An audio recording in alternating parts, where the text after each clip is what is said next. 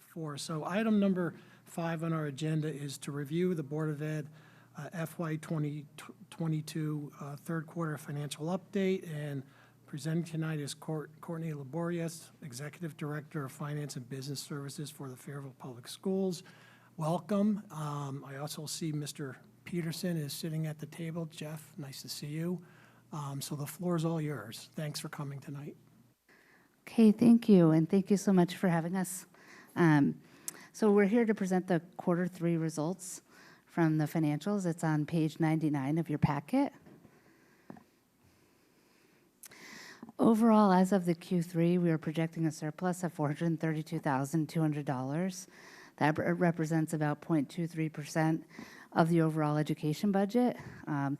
There are a few assumptions. This assumes that all the schools spend their full balance of the school accounts and full-time staff remain employed until year end, and that there was a number of vacancies worth about $85,000 that we were assuming would be filled in the month of May.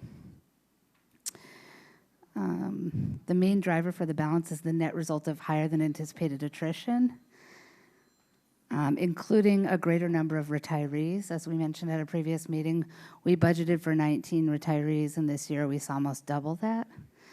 So that resulted in a great savings. We project in our budget about $20,000 per retiree. It was unprecedented this year. This also results, as well as vacant positions, mainly in the paraeducator title this year. This results in a balance in the insurance accounts as well, as if people aren't employed, they're not taking up insurance. The surplus in personnel and benefits offsetted the need in special education, and there are minor additional balances in support expense. For example, lower than projected reimbursed tuition, magnet school tuition, and I'm also getting a little feedback. I'll keep going. It's not, okay. Should I just proceed? And also, there we go. And also in operations, mainly due to lower than projected electricity usage. This will be refined as we receive the final quarter bill. So I will go into a little bit of detail, but if you, there's language on each of the categories in your memo. The big picture is, this is only as of Q3. It's a big, there are some swings that happen at year end as we type the budget. If you go to the page that's titled Fiscal Year 21-22 major classification balances, you'll see on the top it's the projected balances. On the bottom it's the encumbered balances. We show these as a means of comparison quarter to quarter. As you'll recall, the unencumbered balance is generated from some backup reports that you have in your information, and this is showing the unencumbered balance as of the Q3. We use that so we can compare it historically. We look at a 5-year look back to make sure that each of the individual line items is sort of where we'd expect it to be, and where it's not, we drill down and get additional information. Our projected balances are the result of those encumbrances plus what we expect to spend for the rest of the year. And this is the high-level summary where you see the $432,000, the result of these major classification spending categories. So here you can see, as I mentioned, a surplus in personnel, fixed charges, which is the equivalent of our health insurance and life insurance and other benefits, and pupil personnel. So you can see that although we were projecting a $2.8 million pupil personnel deficit in Q2, that has gone down to a 2.5 projected balance in Q3. That's a result of a few things, but the biggest one being that the excess cost reimbursement that we received from the state was originally budgeted at 72%, and we're actually receiving upwards of 80% this year. So that was good news for us. It's a challenge because we're not able to budget it. We budget based on a historical. We've really never seen that high of a reimbursement, and we don't expect that for next year. Next year, there's actually legislation that would cap us in Fairfield at 70% because we're in the band in the the wealth factor for towns. We're in the band of 1 to 58, which would cap us at 70% reimbursement, and our budget next year is for 72%. The result of the support expense, let me refresh my memory about the support expense. I do apologize.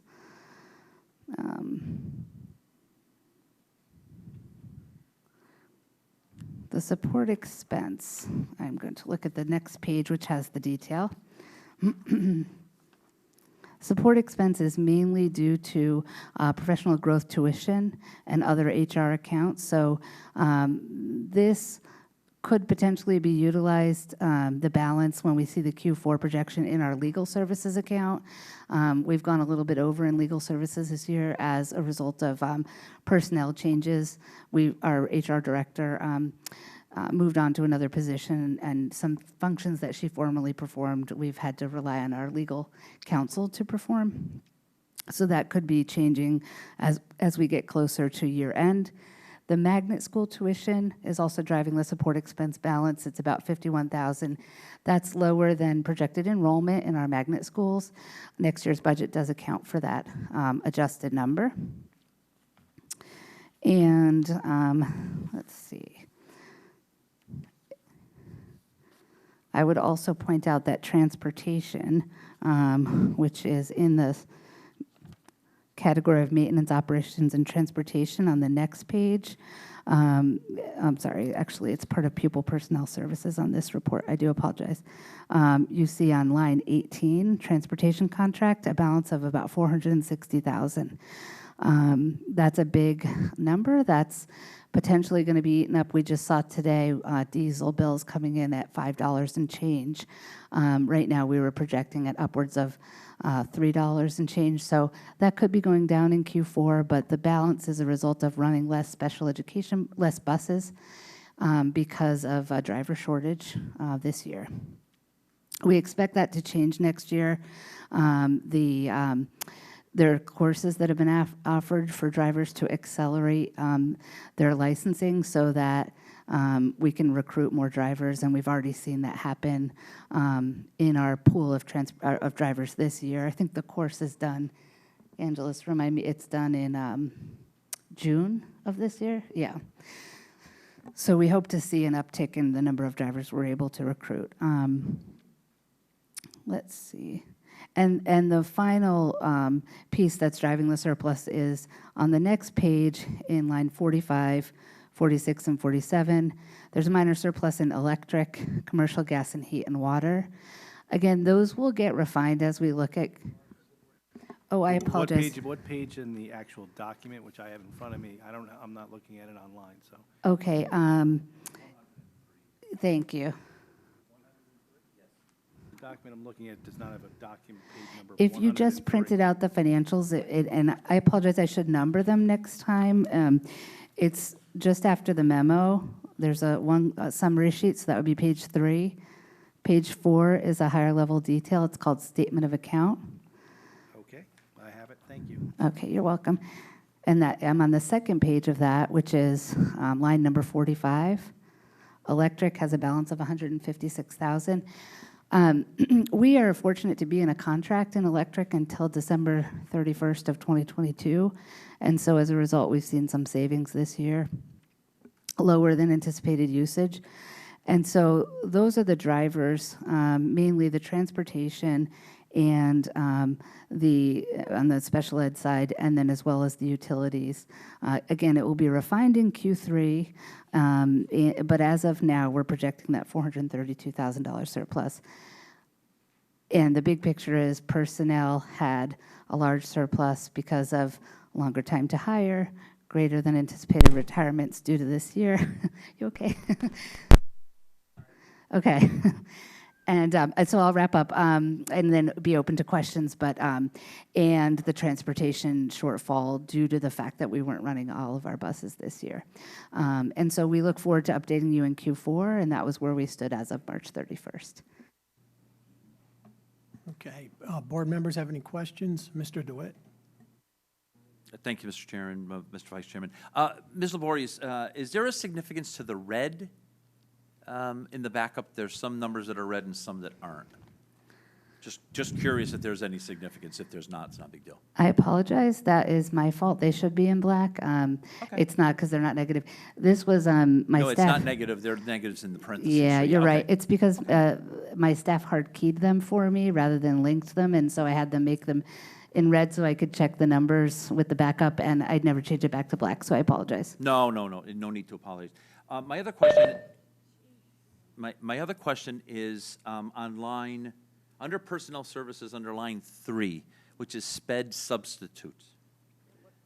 I'm on page, I believe it, 102, thank you.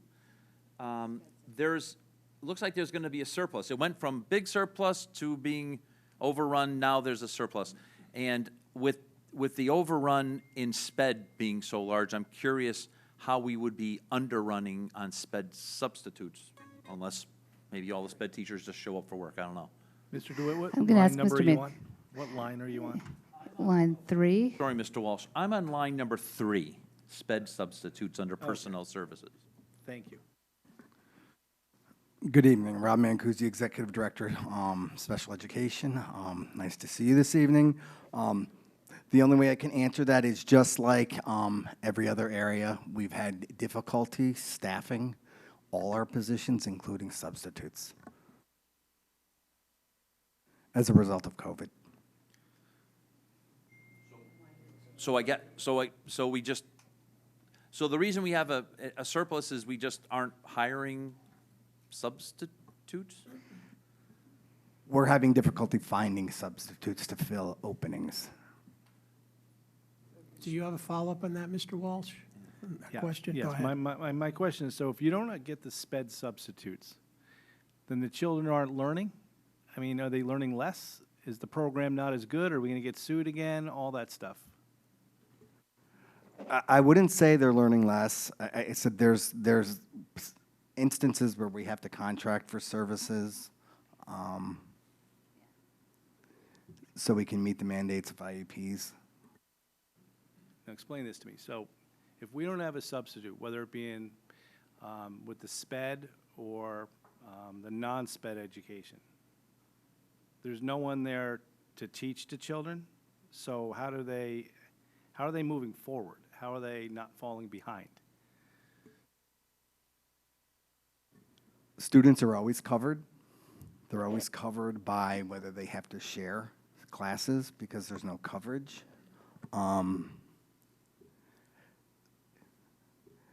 Remote learning has created learning recovery challenges, but I don't know if I'm answering your question, and I don't know if I understand your question fully. Okay, so if we can't get a substitute on a given day for some children that are in the SPED program, how are they learning that day?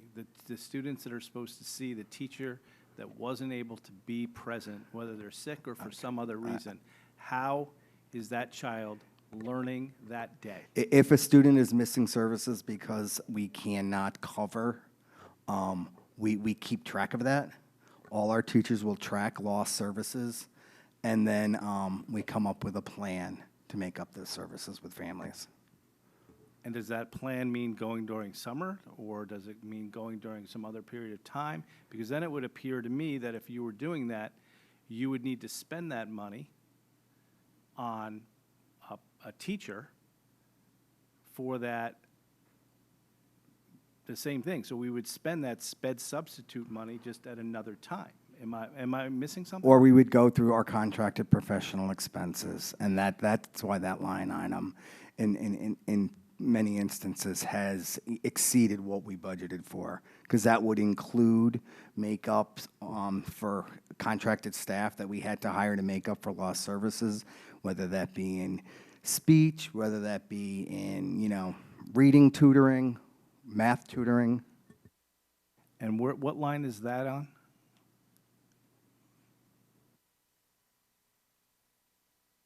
So you would see the balance in paraeducators and special ed substitutes that were unfilled, you would see in that line 16 special ed expenses.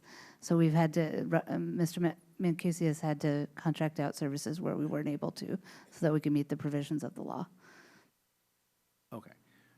What types of expenses, breakdown by category, are in sped expenses? And is there a specific line that would cover lost services that these children have lost because you cannot find special sped substitutes? I'm sorry, Mr. Walsh, can you please? Is there a breakdown that you have internally that you could provide me with? That's a breakdown of line 16, the sped expenses. And specifically, is there a line item that is for contracted services to make up for lost services the sped students have lost because you cannot find sped substitutes? Yes, we can definitely do that. That's the sped expenses. Is pretty much is all of our contracted services, our professional expenses, our homebound instruction. It's really all of our accounts. We can break down and show you what and highlight the areas where we had to increase contracted services because we were not able to, fill positions, such as paras or. Sure. And do you expect when you supply me with those numbers that those increased numbers under line 16 for sped expenses for that category to make up for lost services because there was no sped substitutes will approximately equate to the line 3 sped substitute savings?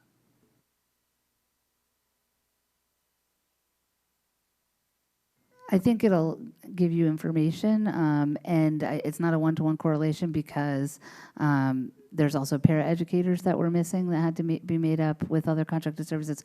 There's other reasons why this year, particularly, Mr. Mancusi had to utilize the contract for services. But I do think that seeing the financial detail will shed some light and give you some additional information.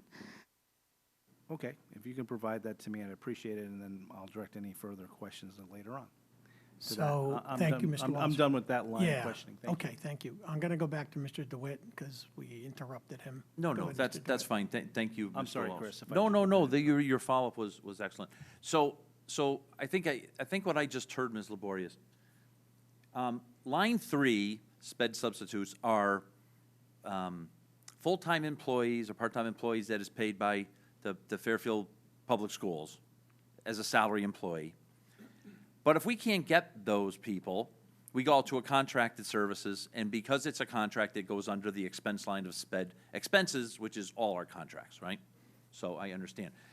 I think the answer to Mr. Walsh's question is absolutely not, because I've never been in a situation where I hired a person to be a direct employee and then contracted a person to do the same for the same rate. So I think the contract rate's going to be higher, but we'll let the data flow out, right?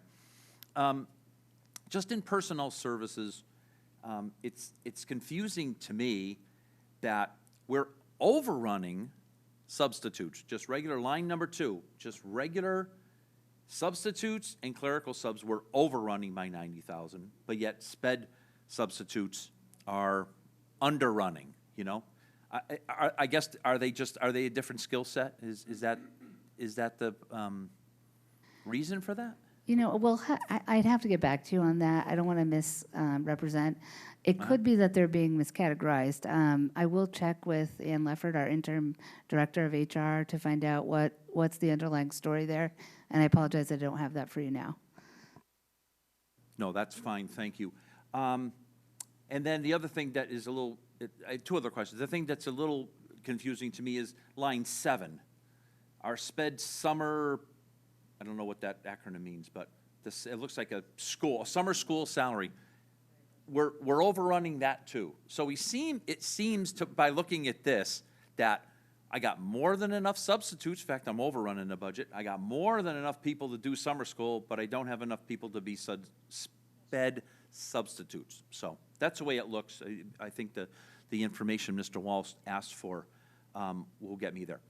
My last question is this. The tremendous amount of savings in the salaries and staff replacement, which is line number 1. Can you just please confirm for me that we're trying to fill $1 million worth of jobs, and that we're not trying to fill those to supplement the sped budget? I would really like to hear that. Are we really trying to fill that $1.3 million in the personnel line, or are you not hiring because you got a deficit you have an overrun in the sped account? No, we are certainly trying to fill all the positions that we possibly can in our budget. The 1.9, it is misleading that it's a personnel surplus in that it is a direct relationship to the number. The biggest driver of that is the vast number of retirees that we've had this year.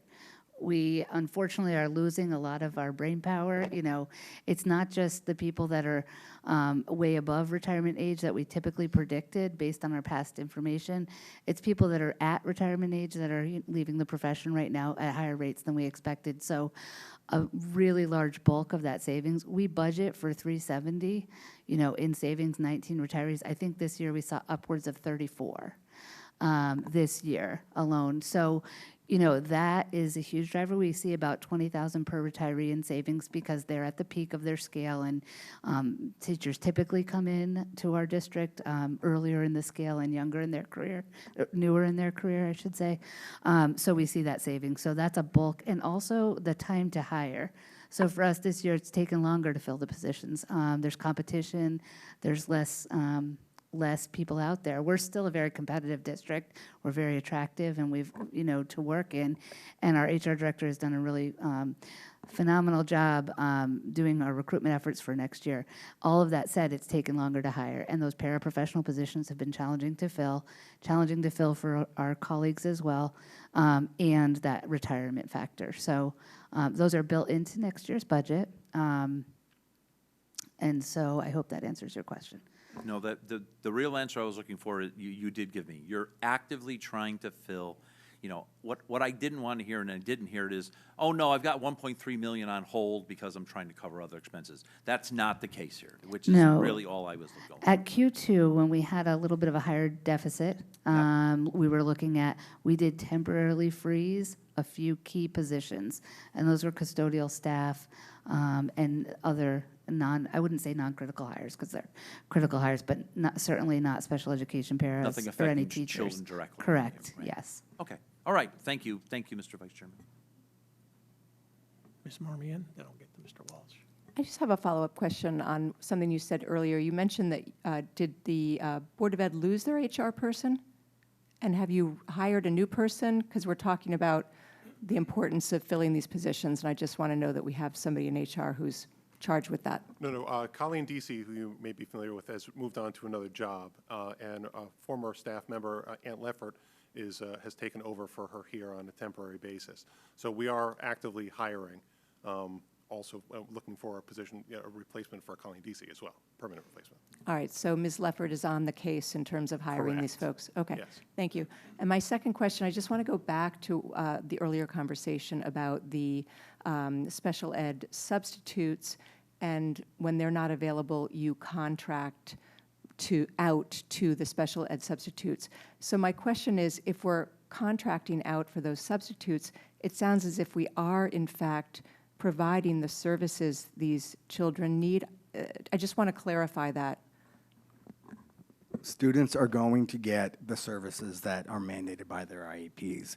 If we're unable to fill a position and students are having a lag or a lapse in service, we keep track of that. We notify parents, we communicate with parents. So we as a PPT, determine how to make up those services. And so I know you can't be specific, but in general, I mean, how much is this happening? I mean, to Our what biggest degree? challenge this year has been paraprofessionals. It continues to be a challenge. We've spent a tremendous amount of time trying to hire open para positions. When unable to maintain the safety in our programs, particularly our CLC or our complex learner cohort programs, we've in some instances had a contract for support services, and Mr. DeWitt's right, they're more expensive. And then we've also had to hire additional tutors in some instances. Speech has been a massive challenge. So that's where those professional expenses, you'll see the increase. And I just want to add going forward, because this has been a topic in the conversation around town in terms of compensation for our paraprofessionals, our paraeducators. The board has recently approved a new 3-year contract that involves a pay raise, particularly at the lower levels of the paraeducator steps. So hopefully, we had hoped that this contract, once it was settled, would help us in our hiring, and over the summer, there will be new salary schedules available, and so hopefully will make us more competitive with districts around in terms of paraprofessional hiring. That's great, because I heard a lot when we were running for this board from people saying, paras saying they were going to go to different towns because, it wasn't competitive here. So that's really good news. One other question I have. Oh, we changed our contract with, was it PT, OT, and speech, or was just PT and OT?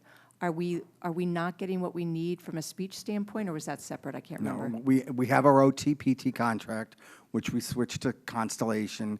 We've also had some supplemental hours that we got to fill unfilled speech positions at a favorable rate, but that is, we're competing all for the same speech pathologists that the rest of the districts around us. It's a shortage area in the state of Connecticut, so that is an area where we've had to, contract with several other agencies this year. All done? You're all done. Mr. Walsh, I think you have some questions. I just wanted, well, first I want to follow up on Ms. Marmion's question. So, in regards to the paraprofessionals, and we talked about them during the budget, because I was shocked to see that we're paying the paraprofessionals. If you divided the paraprofessionals divided into the line item for the budget, it was approximately $21,000, which is, I had said at the time, and I still say, is not a living wage, to be quite honest with you. And it's kind of embarrassing for the district. So is that the reason we were losing paraprofessionals? The low salary, especially on the newer side, the lower end of the scale? Were we losing people at that end of the scale? My understanding is that part of the answer to that question is yes, that we were not competitive with a lot of other districts. Even districts such as Bridgeport pay their paraeducators at a higher rate at initial levels. I can't go into details about what the board's strategy was in our negotiations, but I can say that I believe that the rates, especially at the lower end, the less experienced end of the salary scale, are far more competitive now than they were in the prior contract. Okay, because like the entry level, like Darien, is like $30,000. And I think I can say that we were cognizant of the fact that it was an HR challenge in terms of getting and retaining paraeducators at the salary schedule that prevailed in the previous contract. Okay. And when you say attrition, you mean they're leaving for other districts, is that correct? Or are they retiring? Is attrition retirement? Oh, you mean my earlier comment about attrition? Yeah, there's something on here in the first paragraph summary where it says, the main driver for the balance and the net result of higher than anticipated attrition, including the greater number of retirees as well as vacant positions, mainly in the paraeducator title. I presume a paraeducator is a paraprofessional. And I hope I'm not using the wrong term when I call them paraprofessionals. Correct.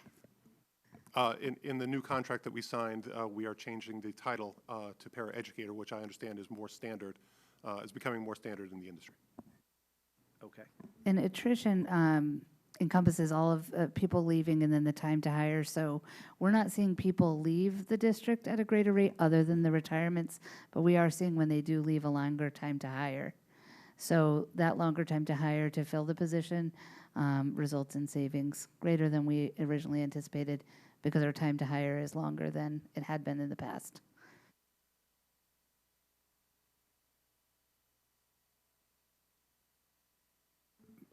Mr. Chairman, I have other questions, but I don't know whether Ms. Marmion's completed, or I was just trying to jump in on her that's- question yeah, and get an I answer. think I'm all you're set, You're all thanks. set. Yeah, all yours, Mr. Walsh. Okay. So starting off in the summary section, I just have some questions per section. In the write-up, starting on page 1 under the summary, so you answered the question I have about the paraeducators. And then we used the savings in those areas that were just discussed to pay for special education. Is that correct? We proposed transferring, so the Board of Ed has to approve all the transfers.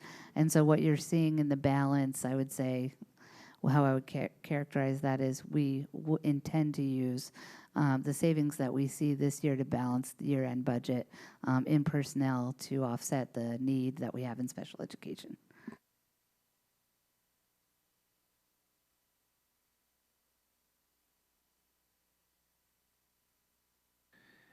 In personnel services, the last full sentence, it says the balance in personnel services of $1,391,018 is mainly due to the staff replacement category, attrition, a surplus in the intern program.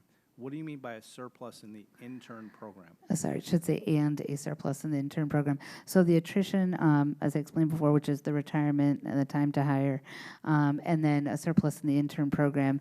We did not attract as many interns as we normally do or as we anticipated.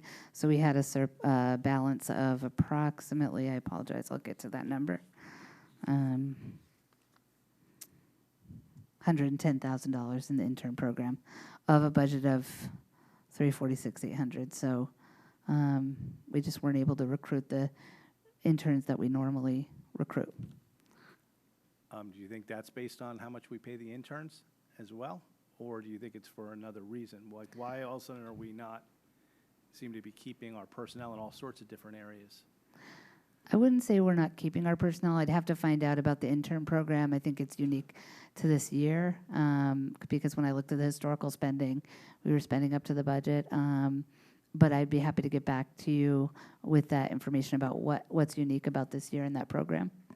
If somebody knows what they think the reason for it is, I'd like to know what the reason is. I mean, we attract from Fairfield University, we attract from Sacred Heart, a lot of people from Sacred Heart University, all close places where people can drive to very easily. But for some reason, they're choosing to go someplace else, and it'd be nice to know, not only that for now, but also for budgeting purposes, like are we just not a desired spot to be an intern? Is it easier? Is this number going to be changing permanently, like down to a lower amount?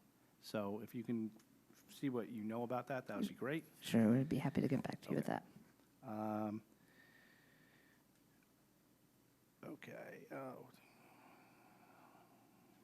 So in the next section in fixed charges, the savings you have of $1,035,933, you say is basically because of not having as many employees working here, correct? And for various reasons, so our total spend per employee is down, is that correct? Correct. It has nothing to do with the mix of single, family, you had one other category, I'm sorry, you had said single, two-person, and family rates. It has Family nothing to plus do one, with that? yeah. Single plus one and family. No, the balance hasn't changed significantly. We did have a conservative assumption in last year's budget, which predated me, which I think we've corrected in next year's budget. So we budgeted the vacancies at all family. This year we did look at budgeting with an assumption about what the actual experience is. So I would say that's part of the driver of why we have a surplus there. Okay. One question I forgot to ask you at the top, but we talked about twice, you talked about twice during your presentation, was you said that part of the savings of the $432,200 was, at least some of it, was based on greater savings in regards to the number of retirements we had, the increased number versus what was budgeted. And you said it's $20,000 per extra retirement over a budgeted amount. You said that you budgeted 19 and it was 34, correct? Okay. And then Yes. we have a budget kind of coming up, right, that you're about to enter in July 1st. And what did you budget in that budget? 19. 19 again, even though you're seeing a greater amount, dramatically greater amount, but you guys still thought it was wise to budget 34, correct? Correct, yeah. Okay. We did think that that was an anomaly this year related to COVID. And it's not an anomaly. And it's not, and it Yeah, looks like, okay. I mean, we're having that trend continue. People that, were looking to end their very respectable career with Fairfield Public Schools are doing so at about that rate again for next year. Okay, so you budgeting in 19, to date, as of we sit here today, how many retirements do you have in-house now? I don't have as of today, I have as of a week ago, we had 28. Wow, okay. So you got your full budget that you asked for, and now you're gonna already start the year off with at least 11 times 20, another $200,000 surplus over the wish list of what your budget was, correct? Well, our budget is a point-in-time estimate, and Yep. at that time, we did anticipate that we would have 19 retirees. We do have additional expenses, you know, as you go through the budget process, things become more and more tight for the upcoming year. We also have a big expense in health insurance that, you know, was not anticipated because of the premium rate of 10%. And we also have things that, you know, are going to go up significantly next year related to supply chain issues that we'll also have to account for. It is fluid, it is a point in time, and we did project 19 at the time. We're not fortunate from a pedagogy standpoint that we're going to lose these teachers, but we are fortunate from a budget standpoint that you know, savings will be able to offset some of the expenses that we're going to see coming in next year. Okay, how much was that insurance amount you just spoke about? For this year? The extra amount that you For the said? need for next year? Yeah. The need for next year that we presented to the board, the total need is $586,746 overall. The health insurance is estimated to be about $366,746 over what we budgeted based on the current rates. So there's a 300, and how much more is above what you budgeted for? About 370. Okay. I thought there's some other amount that got that up to $600,000 over amounts? Because I thought Mr. Cummings found exactly $600,000, so he said it's not going to be a problem. So again, when we received the rates from the state, there wasn't specification, so the 10.5% premium applied to the health insurance rates on the health side, but the dental rates that through our state plan went down by 11.4%. So the net result of those two is a $366,000 estimated cost. So we were fortunate that it was offset by that reduction in dental rates. Dental, because people waited to see the dentist during COVID, we saw a lot of savings that was transferred to us in this year's premium. Didn't happen on the health insurance side. But I guess there's a possibility with all of your personnel not receiving dental care within that year, that the increased costs could very well hit next year on all the cavities and stuff that have been developing. And, Correct. And lack of care. Correct. At least that's what the insurance company tells me and why I should get preventative care. That's what they tell me, because they want to save money and not Correct. have a bigger expense, correct? Correct, yes. We you know, we'll watch that for next year and be in communication with the Board of Ed and with the Board of Finance. Okay, so I would anticipate next year you to have to, after missing the mark by a lot, by almost, this current year we're talking about right now, you missed the mark on retirements by about 100%. And right now you're on track currently by about 60%, maybe 70%.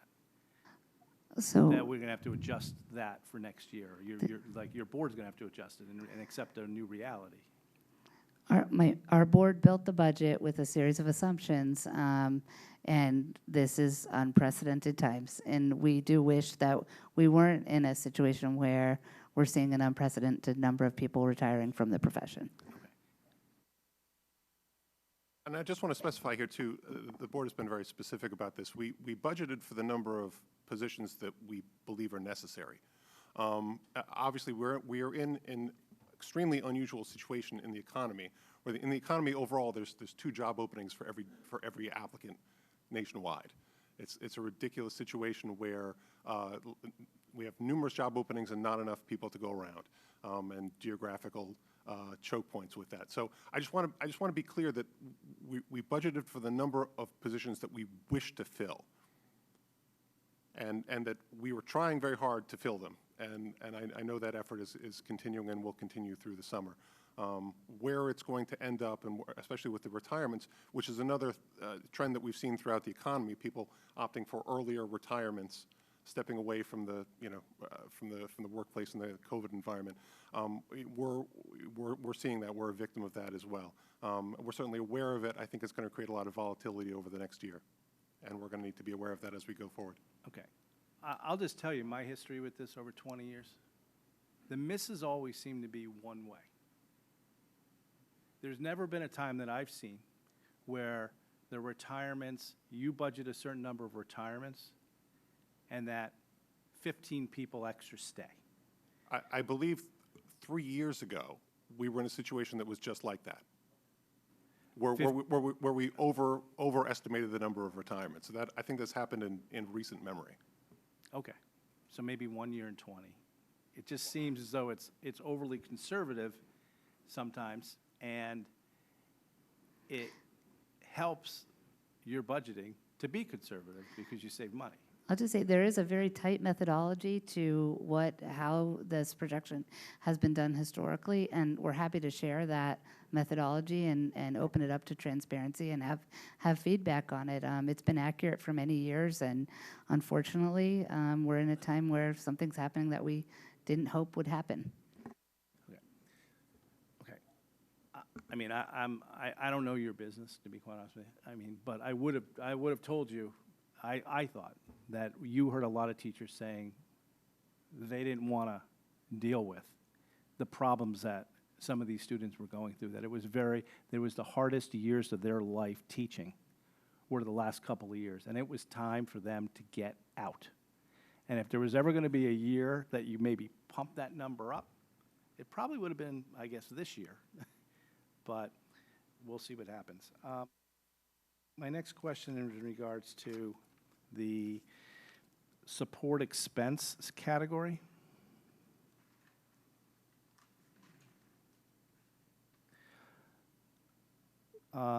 So there's a projected savings of $242,687 because of, I think you said that there was anticipated payment tuition for magnet schools based on a 10-to-1 enrollment. What does that exactly mean?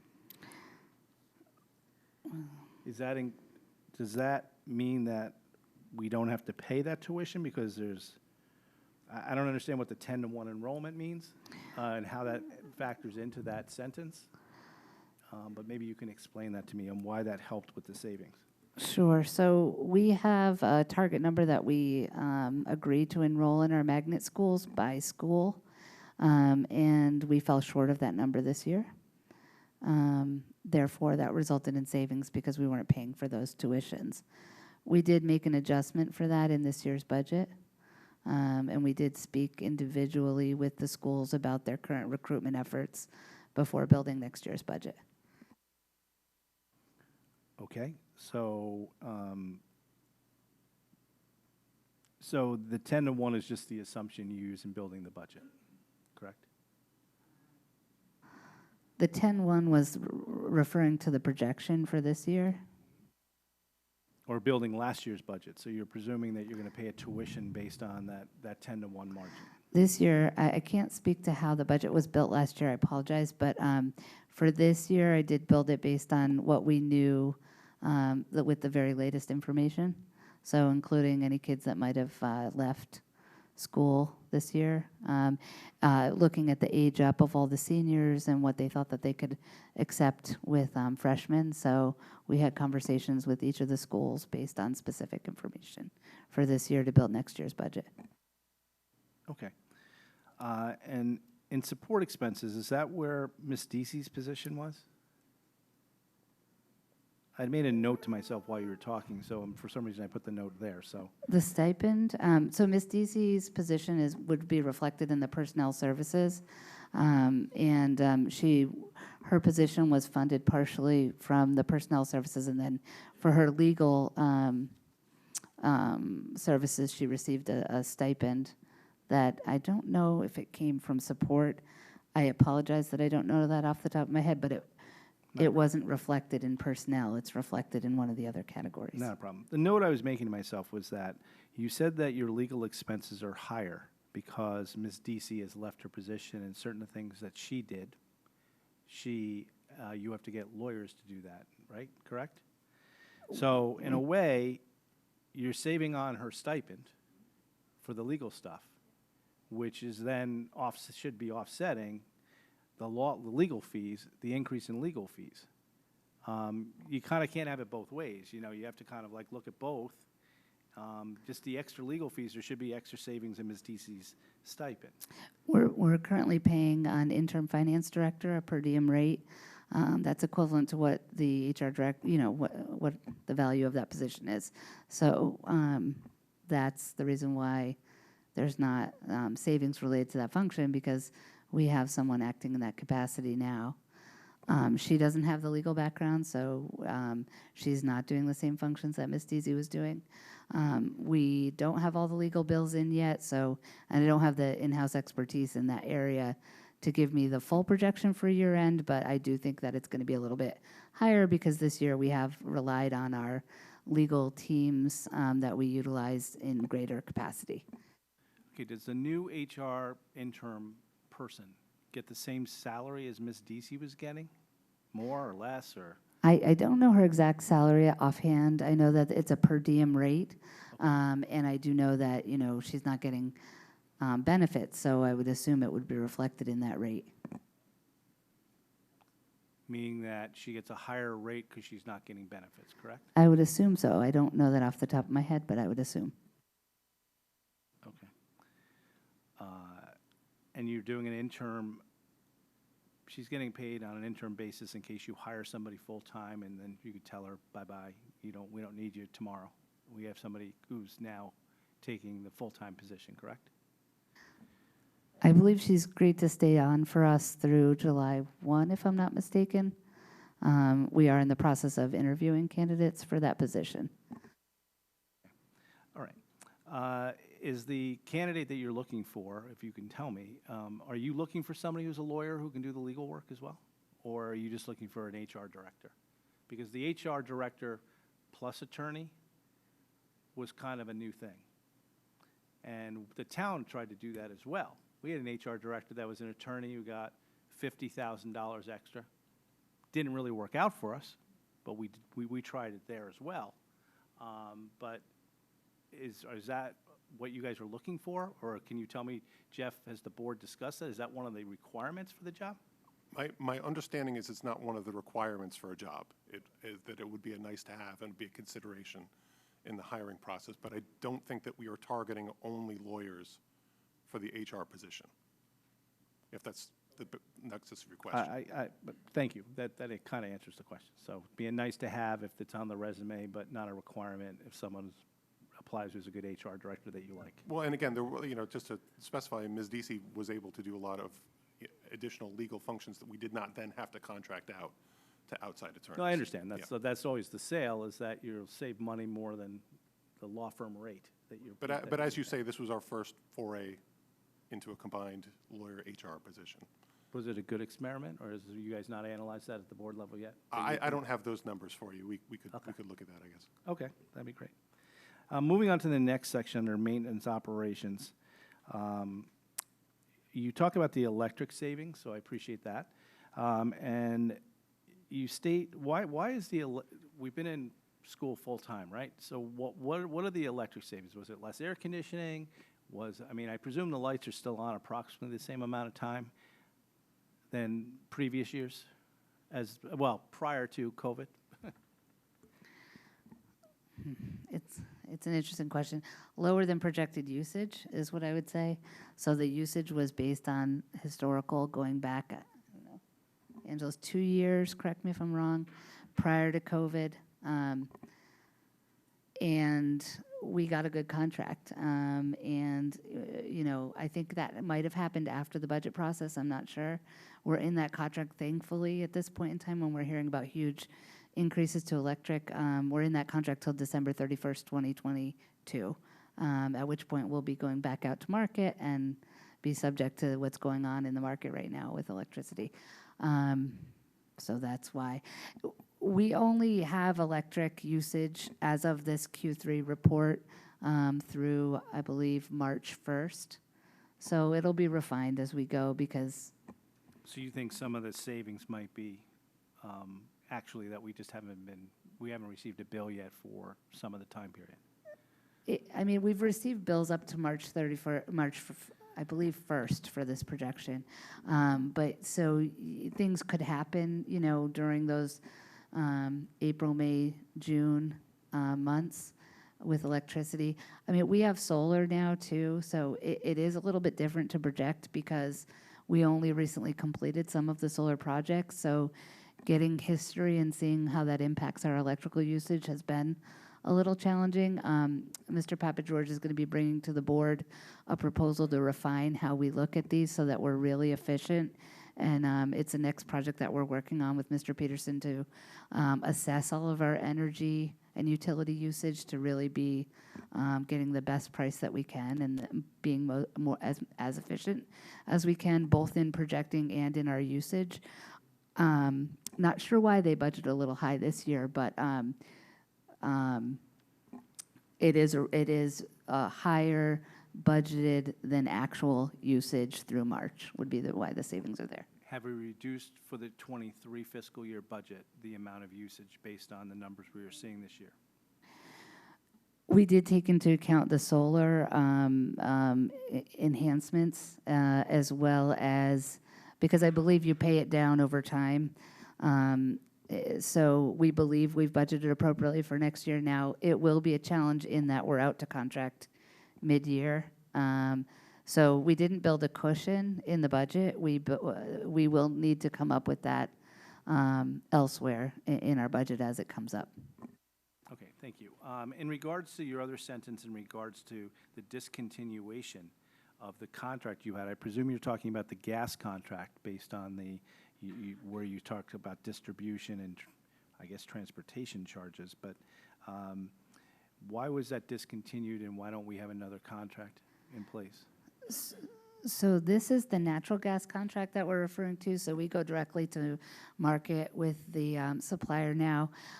It was the town's energy consultant that made the decision to discontinue the contract. And when we looked at the trend, or the town looked at the trend over the last, I believe, year and a half, with the exception of taking out the COVID period of time of closure, they realized that they would have a savings of about a little over $100,000 were they to be direct off the contract and directly in market.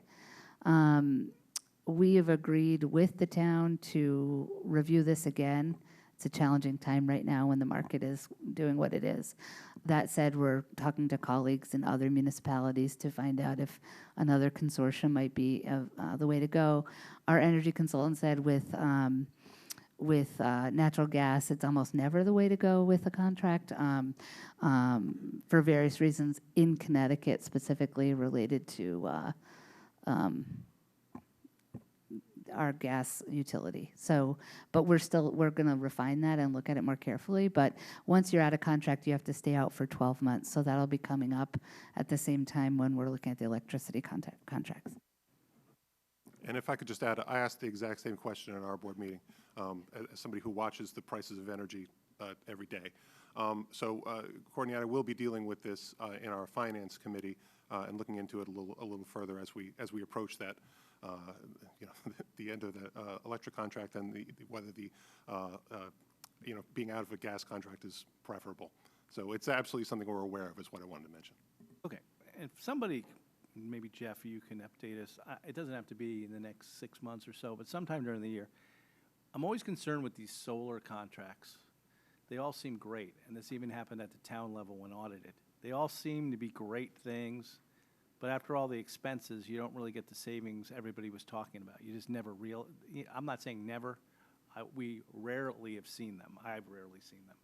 And if you could just update us to show like how much you're saving, how much less electricity, something. I mean, I don't need it right away. It could be 6 months from now, but I know you come to our board, so, and since you look at it, as you said, you're the perfect person to address I've been interested in getting a better handle on our utilities spending for some time, so I'd be happy to look at that for you. And then my last question, which I'm sure you're sad about, is on that same section, the last sentence, or last line. You say that any savings that you find, surpluses that you find, you'll be using to offset gaps in maintenance. why are there gaps in maintenance? And I guess if there are gaps in maintenance, why aren't you just offsetting them against the, potentially the $432,000, I guess? It's probably a misnomer. This is because it's within the same major classification, and so our rules do allow us to utilize those funds to offset any minor line item, that are below. That said, it's going to go back to the board for conversation with if we do have a surplus as we get closer to Q3. We review it monthly in the finance committee now, so they're more abreast of it in real time rather than waiting. And so we expect to have that conversation with the board. I'm just putting it out there just in case, just to say that, that surplus in that line is not necessarily our bottom line surplus. The bottom line surplus is a sum of all of these factors together. But you know of no overruns that we're not getting to or maintenance or anything like that? Okay. No. I just read it that way, so I was just wanted to ask a question. Thank you very much. Sorry for the Thank time, you. Mr. That's all Mattolo. right. Chairman. Good questions, thank you. That's what we're here for. I don't see any other board members have any other questions, so thank you for Mr. Mattolo, joining us can I ask tonight. one? John? Yes, A I quick didn't one, know but I think Mr. Stark was still here, so, Yeah, all right, thanks. hang on. Go This ahead, one, Mr. Stark. I know this is going to be really hard to answer, but I think it's important. You know, your 2022-23 budget ask was something that made the town break a collective sweat. I'm sure you know. Is there anything in the way the numbers are trending here in fiscal 22 that tells you, how you're going to shape up on sped expenses in particular versus the ask for 2022, 2023? Do you think you're trending in the right direction? I know there may not be many tea leaves to read, but anything you can tell us would be helpful. That's all I wanted to ask. We think we're budgeted correctly for 22, 23. Okay. Figured you'd say that. Thanks. Time will tell, right? Yes. No, okay, thank you. Anybody else? All right, thank you for coming tonight, Thank you. and we're gonna move on. I was gonna make an announcement. We are gonna go back to item 3 to review the current status of the town's pension and OPED funds. Come on up, Miss Tribuco. Carolyn Tribuco, who's here to present. And I was going to say for the record that I thought we lost 3 of our board members who are participating remotely, but I think they're here now. So there they are. So I'll keep an eye on you to see if you have any questions. But now we're going to go to item 3, and Mr. Tribuco, floor is yours. Thank you.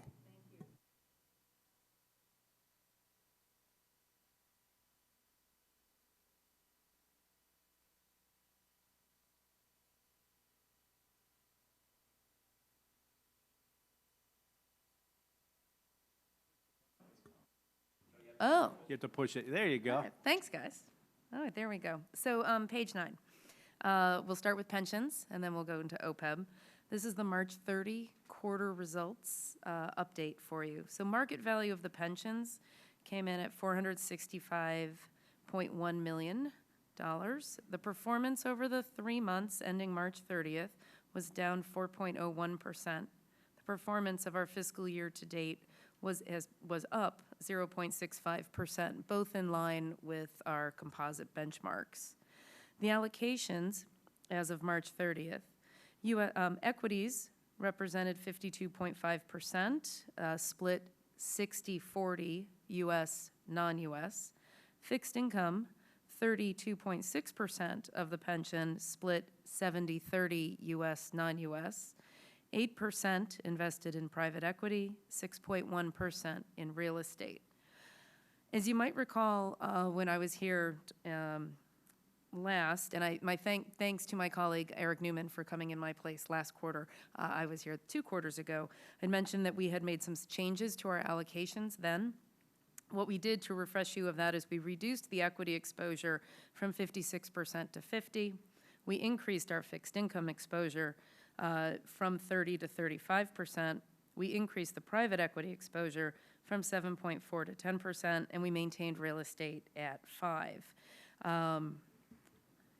If I were to characterize this most recent performance in the March, kind of the March quarter end, became very complex, very volatile. Both bond markets and equity markets underperformed.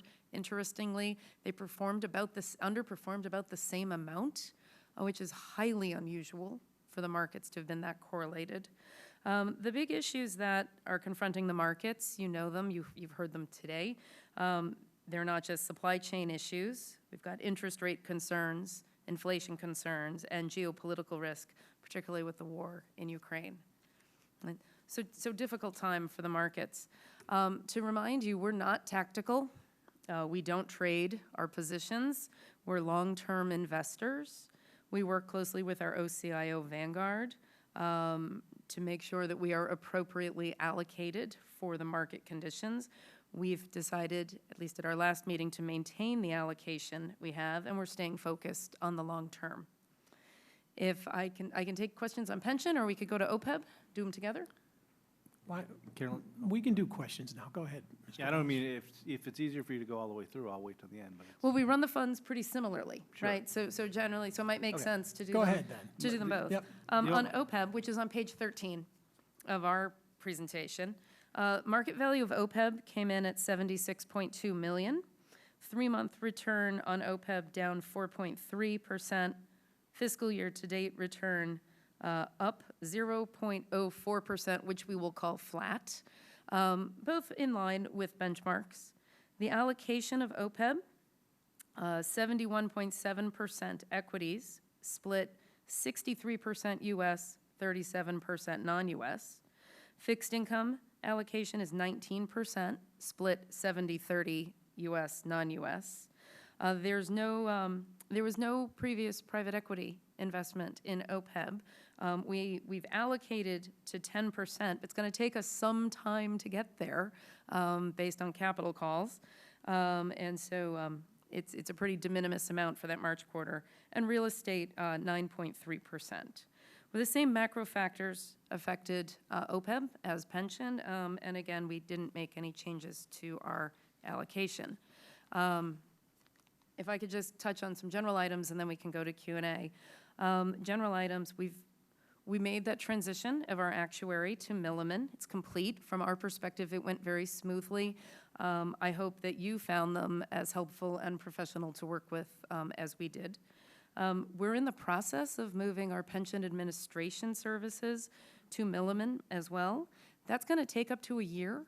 It's a really onerous effort and project to do, but we're really looking forward to having having our pensioners and our plan members have access to their array of administration services, things like looking at their balances, updating their change of addresses, and other administrative features we think that will be very beneficial to the plan members. I think we had I'll call it a successful outcome regarding our legal action with Allianz. It was settled. We did reach a settlement. I'm not able to discuss the details, but we are happy that we settled. And then our 2 new JRIB members who joined us recently are adding value. You'll be happy to know your colleague, your former colleague Jim Brown, seems happy with our lighter meeting load. And Tom Collymore has been great to have him and his expertise with us around the table. And then the other update I have for you is the discount rate, because I assume you're going to ask me about the discount rate. It's on the agenda for July. If you recall, last July, we reduced it to 6.9%. We, of course, will work in consultation with Vanguard or OCIO and with our actuary. If it were just up to me, I would say let's let it sit for a little while and see how it works out, rather than rush into anything. But I'll keep you abreast after the July meeting. So that's what I have. Thank Happy you. to take questions. Mr. Walsh, you're up. A couple of things. Number one, thanks for updating us about your July meeting and going forward with that. I would probably agree with you that sitting on it for a little bit maybe even a year might be a good thing to see how things play out. But I appreciate the update and the transparency on that. In regards to Milliman, I thought their budget presentation was excellent. It was considerably better than our previous actuary. There was more information that was given to us that we had never gotten before. It was clearer, and the presentation was a lot smoother. It took less time. And from talking to my other board members, or at least at the time, I think we all felt the same, although I'll let anybody who else wants to talk about that. My question on page 9 I have, Carolyn, is on, you had mentioned what the new policy on the current and where the current level of allocation is and where you were going. And I think I know the answer, but maybe I don't. And that is, I thought you said that on equities, both the U.S. and non-equities, you're trying to get to 50%. Is that correct? But you have to take it down slowly? Is that what's happening? So it's a great question, and it's a technical question, because what will happen is as we increase the private equity allocation, we will then rebalance, right? As we pull funds into private equity, you will then see a subsequent rebalancing away from Yes. equity, U.S. and non-U.S., okay, in order to fund the private equity. We're dependent upon the capital calls. Okay. And then sometimes on the private equity, those are longer positions, so it might take you a while to decide which ones you want to do or recommend it and things So like we that. already did, right? And we okay. ran the proposals, we evaluated managers, we selected HarborVest, and we are in the queue, right, with their fund. One of the other diligence items we do is we make sure that we are not an overweight to their fund, right? So we're a small investor among their investors overall for that fund. It's kind of a point of diligence that we make. And the capital calls have begun, but they're pretty modest at present. Okay, all right. And then my last question has to deal with the Allianz litigation, the settlement thereof. And I do respect the fact that you may have legal restraints on what you can and cannot say. But are we not allowed to know how much we got to be put back into the fund of what we lost during that process? I mean, I actually, just not to I do think we're allowed to know what the amount is, but if you want to check with your legal counsel first and get back to us, I would respect that. But I do think we are entitled to know what the amount is, but double check. Yeah, and I just know that I am held, we are held to a confidentiality agreement. I understand that. If you can check with your legal counsel, the questions, I mean, I don't know what Mr. Mottola or anybody else wants to know. I would just like for someone at the next quarterly meeting to come and tell us how much did we lose and how much did we get back, and then tell me what the legal fees were. I'm sure it was a percentage of whatever it was, because we use David Golub, and he's a great attorney, and he deserves every penny he gets with the work that he does. So if you could just tell us those three numbers, I'd appreciate it, just to know how much of the taxpayers' money that was lost that's in the pension fund has now been returned. Yep, I'll be happy to do that once I know where the guardrails are. Sure, that'd be terrific. Thank you. You done, Mr. Walsh? I'm done. Thank you for the time. Do any other members have questions? Mr. DeWitt? Mary, do you have one? I'm sorry. Go ahead. Ms. LeClaire? Mine is really quick. Used to show what your goal was for the allocations. And you mentioned it in your presentation. I don't see it on the schedules, or am I missing it somewhere? No, it's here. It's here on page 9. It's a new format, I understand, from the old ones. It's at the bottom half of the page. It says policy. Those are the allocations. Okay, thank you. Which, just one quick follow-up. Sure, go So ahead. even though your policy still says here 55%, but it's really, you said 50%, correct? Why, is there a reason why the policy's not? No, that's a good. It's a great point. Okay. I'll have to Okay. find out and ask No, them yeah, if you to could make just sure figure that that they out. adjusted for it. Okay, Yeah. thank you. Mr. DeWitt, I think you had a question or two. I just wanted to comment too about Milliman. I actually learned a lot from the presentations during the budget process. It was amazing. And, yeah, you guys made a great decision there. And also, I'm very glad to hear former Chairman Brown and Mr. Collmore are, you know, I don't know, a lot of people know that your board is, you're time constrained, you have a time limit, and I think those are two great additions. So I look forward to all the good inputs they'll have. So thank you. No, they've done a great job, and really, we're happy. I mean, I'm thrilled to have them at the table. They bring a lot of experience and knowledge, and it's been great. And I concur on Milliman. We've been delighted with Milliman. They've been responsive as well, and they bring a lot of context and a lot of education to everything they do. So I'm happy you're having that experience too. Thank you. Mr. Stark, I see you popped up on the screen. Do you have a question? I have a statement and then a question. Okay, go ahead. I'm Mr. Bucco. In case people weren't paying attention to the news today, I just wanted to point out that Allianz actually pleaded guilty in the criminal element of the case against them. That doesn't necessarily mean Mr. Bucco can tell us what the settlement was. But the question is about private equity. I'm curious, like, when you, as a board, last revisited that allocation decision, and if it's been more than a couple of weeks, is it worth revisiting? Because the Wall Street chatter about what's going on in private equity isn't really terrific. Yeah, I've been watching that, as you might imagine, kind of watching that and reading that on the private equity side as well. I don't know if I can give you much comfort other than we're meeting next week, and I'm sure it will be top of mind. We have one of our, actually, for the past 2 months, that last month and this month, the topic has been the private equity and the real estate positions that we have, and we will have a portfolio review with Lexington Advisors next week. We are fortunate in that we are in the nice end of the J curve of the existing private equity investments that we have that have been paying out and has had great performance for us. We may also be very fortunate in that the allocation we're making toward the new HarborVest funds, haven't happened yet, and so we might be right in the. We might be in a good place, but I will absolutely be bringing it up in our meeting next week. Okay. One thing I haven't learned about the portfolios, do you have any sense of how many different actual private equity investments are in the fund?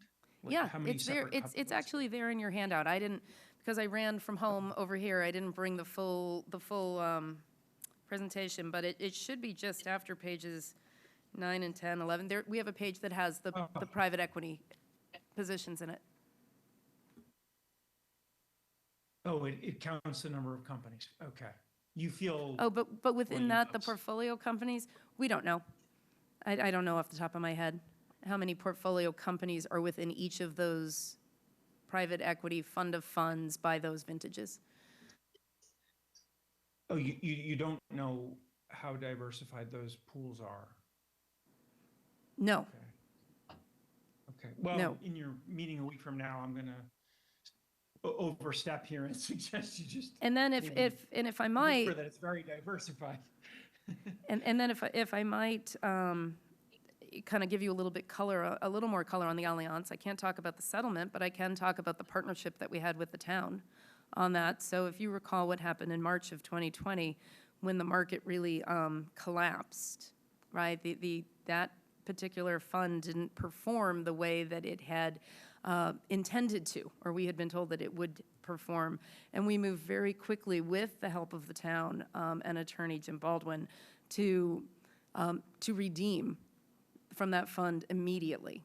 And so we had to wait 30 days. So we were able to redeem funds. Fortunately, we caught a bit of a bounce, and we were able to exit most of the position before kind of the fund itself began to collapse.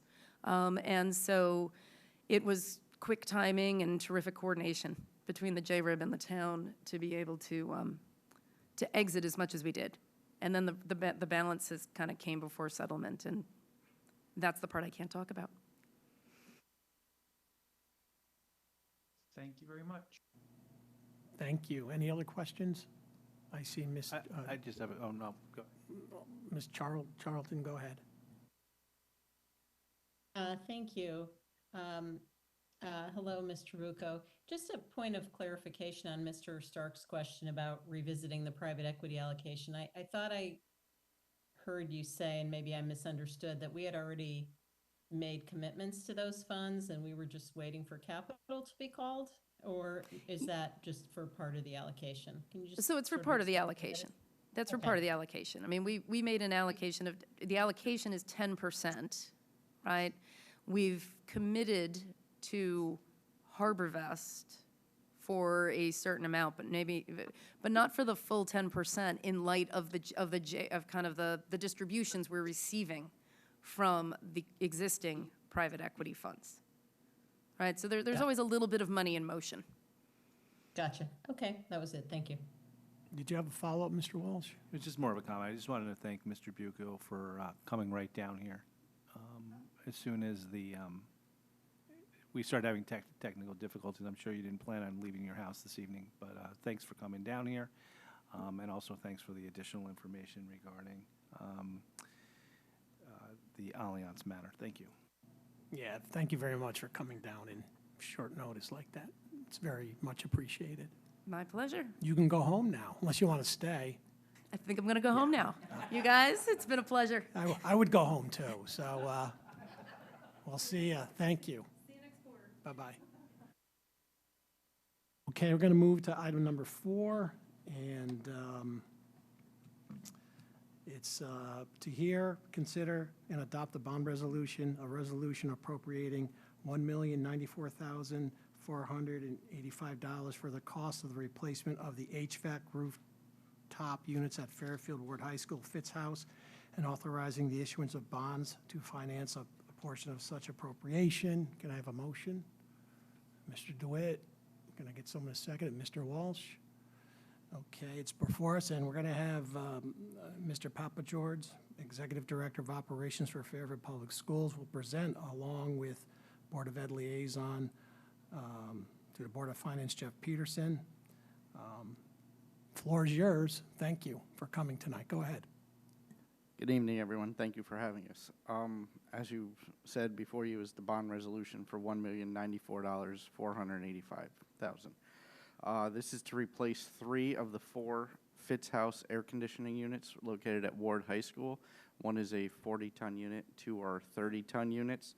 They were installed in approximately 1991, and they have shown signs of failing. One of them is actually unable to run at this time. We're continuing to try to get it running, but it is currently offline with that. As you know, these are air conditioning, and they do offer some heating as well into that area of the building. These are large units, and one of the reasons we've chosen to handle this project with doing all 3 at one time was we felt that we could see a cost savings in bringing equipment. We require large cranes to get these in. Not only are they heavy equipment, but they're also kind of situated on the roof in a way where we couldn't just use a smaller crane. We need a large crane to be able to make the far reach to get them up onto the building into the existing location. The plan is to replace in kind with what's there now, but we are always open when we go into designing phase to learning about something that may be out there that's new or able to handle the units in the same way.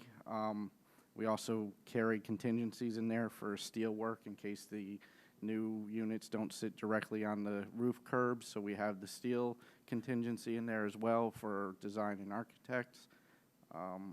It's really hopefully a straightforward swap out with possibly new upgrades. So I don't know if there's any questions about it or comments.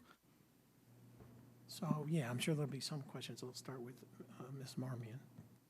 Thanks very much. So there are a total of 4 units. You want to swap out 3. What's going on with the 4th unit? Was that also put in 1991, and do we anticipate that it might fail, and therefore are we thinking about doing them all at the same time if all this equipment is involved, et cetera?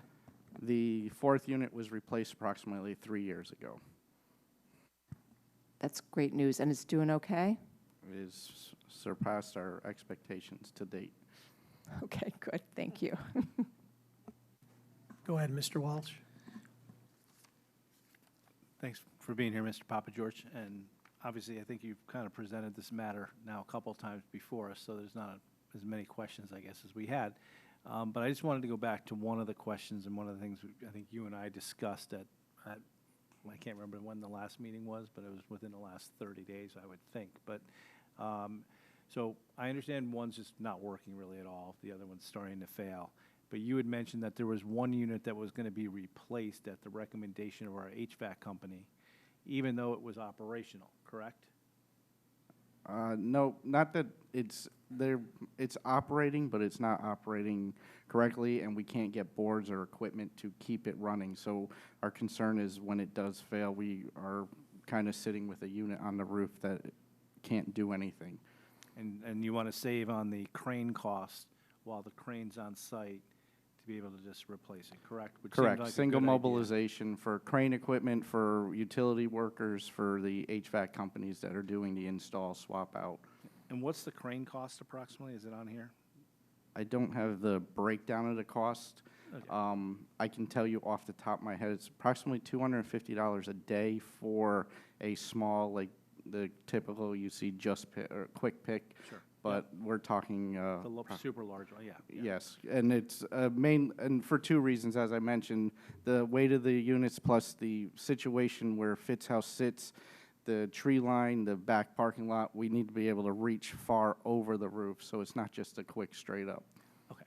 So that unit is starting to fail. Yes, all three units are failing. We're up there on a constant basis with our HVAC guys Okay. in-house. No way to sell that unit to somebody else like Mayor Loretti, who buys all of our used equipment, is there? I would love to say yes, but if they came Okay. up to look at it, they would not buy it. Well, you'd be surprised about the DPW trucks he buys. So, you might want to give him a call. Well, we'll be happy to look at that. Even, I mean, and we all laugh about it, but there is scrap value with stuff, and a lot of times that scrap value is built into the bid pricing from the contractors. Okay, so the pricing includes the scrap value? Yeah, a lot of times the contractors will take that into consideration when they are taking it out. And I say that because we could tell them that we would want the scrap to be able to put down. I mean, we could put them down at DPW and sell them on the surplus bid as scrap, but then we would probably see higher bidding prices. Okay, so right now we don't have a contract in to say whether it's included or not included in the bid. Correct. We would have, once the funding is approved, we would have to go out for engineering and design for bid, which we are moving forwards with the purchasing department on in hopes that this does get approved by your team and by the RTM. And then we are also, we would, once that work is done, we would go out to bid for a contracting service. And the, is there any reimbursement? This does not qualify for. Because it says there's no state or federal. So this doesn't count towards any of the state money sometimes we get on building projects, just because it doesn't apply to air conditioning? It would not qualify for a standard building construction project like we have, like, for instance, a Mill Hill. With the new legislation coming out, with the new HVAC equipment money that may be coming available, we would definitely, we're watching it and we're going to continue to watch that. So this may be something that would fall into that. I don't know, the rules are still coming out on that, and this is a swap out, so I don't know if they would consider that. It's really not adding to capacity or adding new fresh air, because it's the same thing we have, correct? Correct. Okay.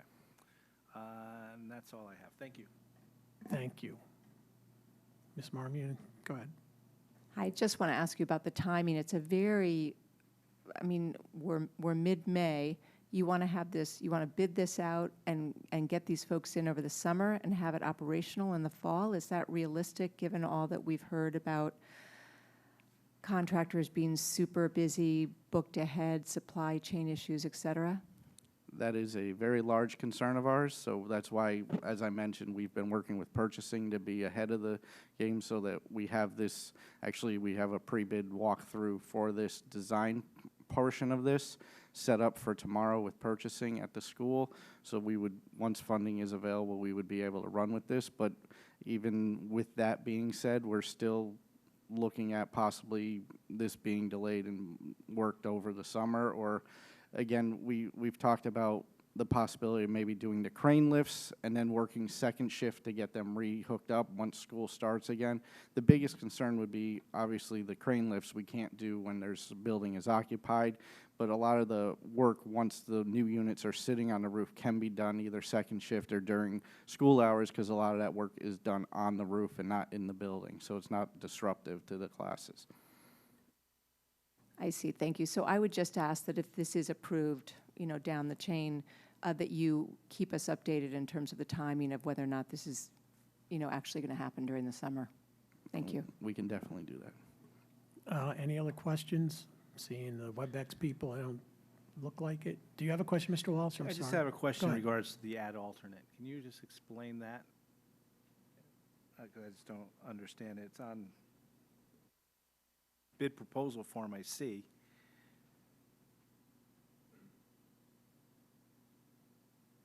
Are you referring to page 2? I'm not. I guess it's the second page of the bid form. It mentions it a couple pages before. It's 2 pages after the 14 points.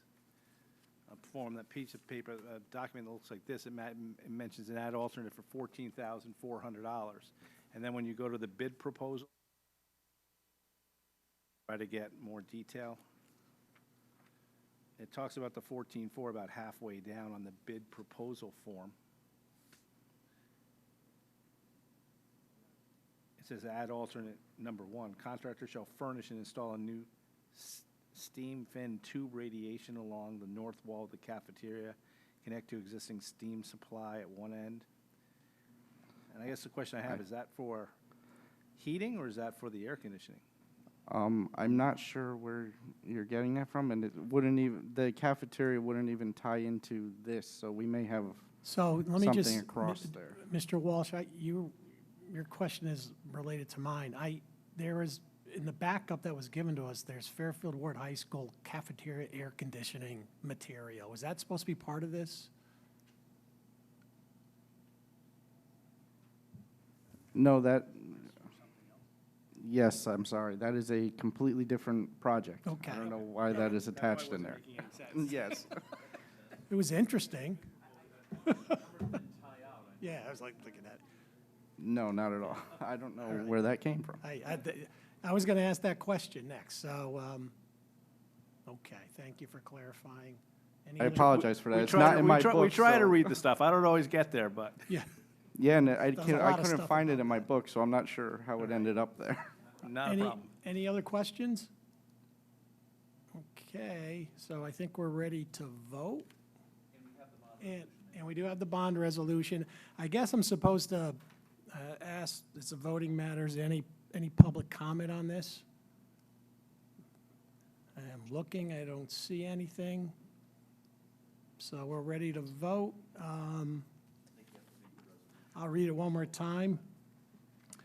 It's to hear, consider, and adopt the bond resolution entitled Resolution Appropriating $1,094,485 for the cost of the replacement of the HVAC rooftop units at Fairfield Ward High School, Fitz House, and authorizing the issuance of bonds to finance a portion of such appropriation.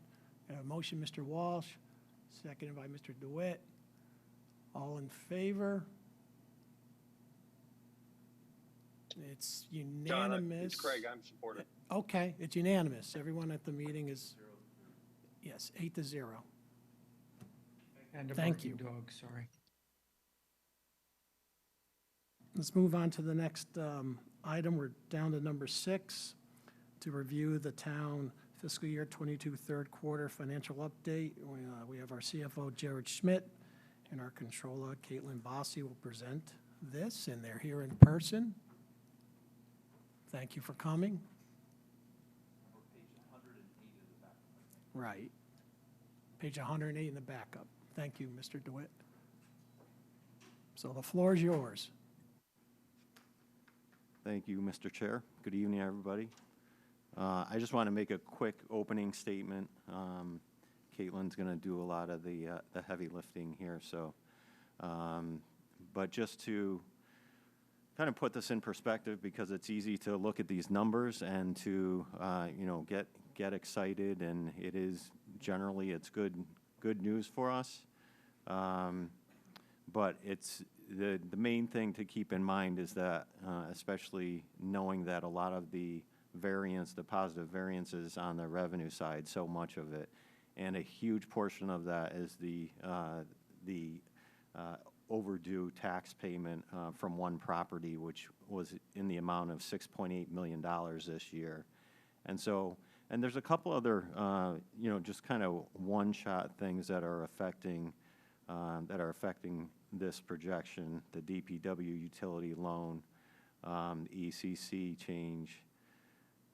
So I just wanted to, just to add, my perspective, kind of a 30,000-foot view of this, and also understanding that we do have other costs that are going to be coming up, and I think at the end of this meeting, I'm going to inform you about another issue going on at the WPCA. And so there are other costs that are coming down the pike. So this, the surplus that we're seeing and that we're projecting now could go very quickly. And so I just wanted to make that statement before going into the details of this. Thanks. Okay, thank you.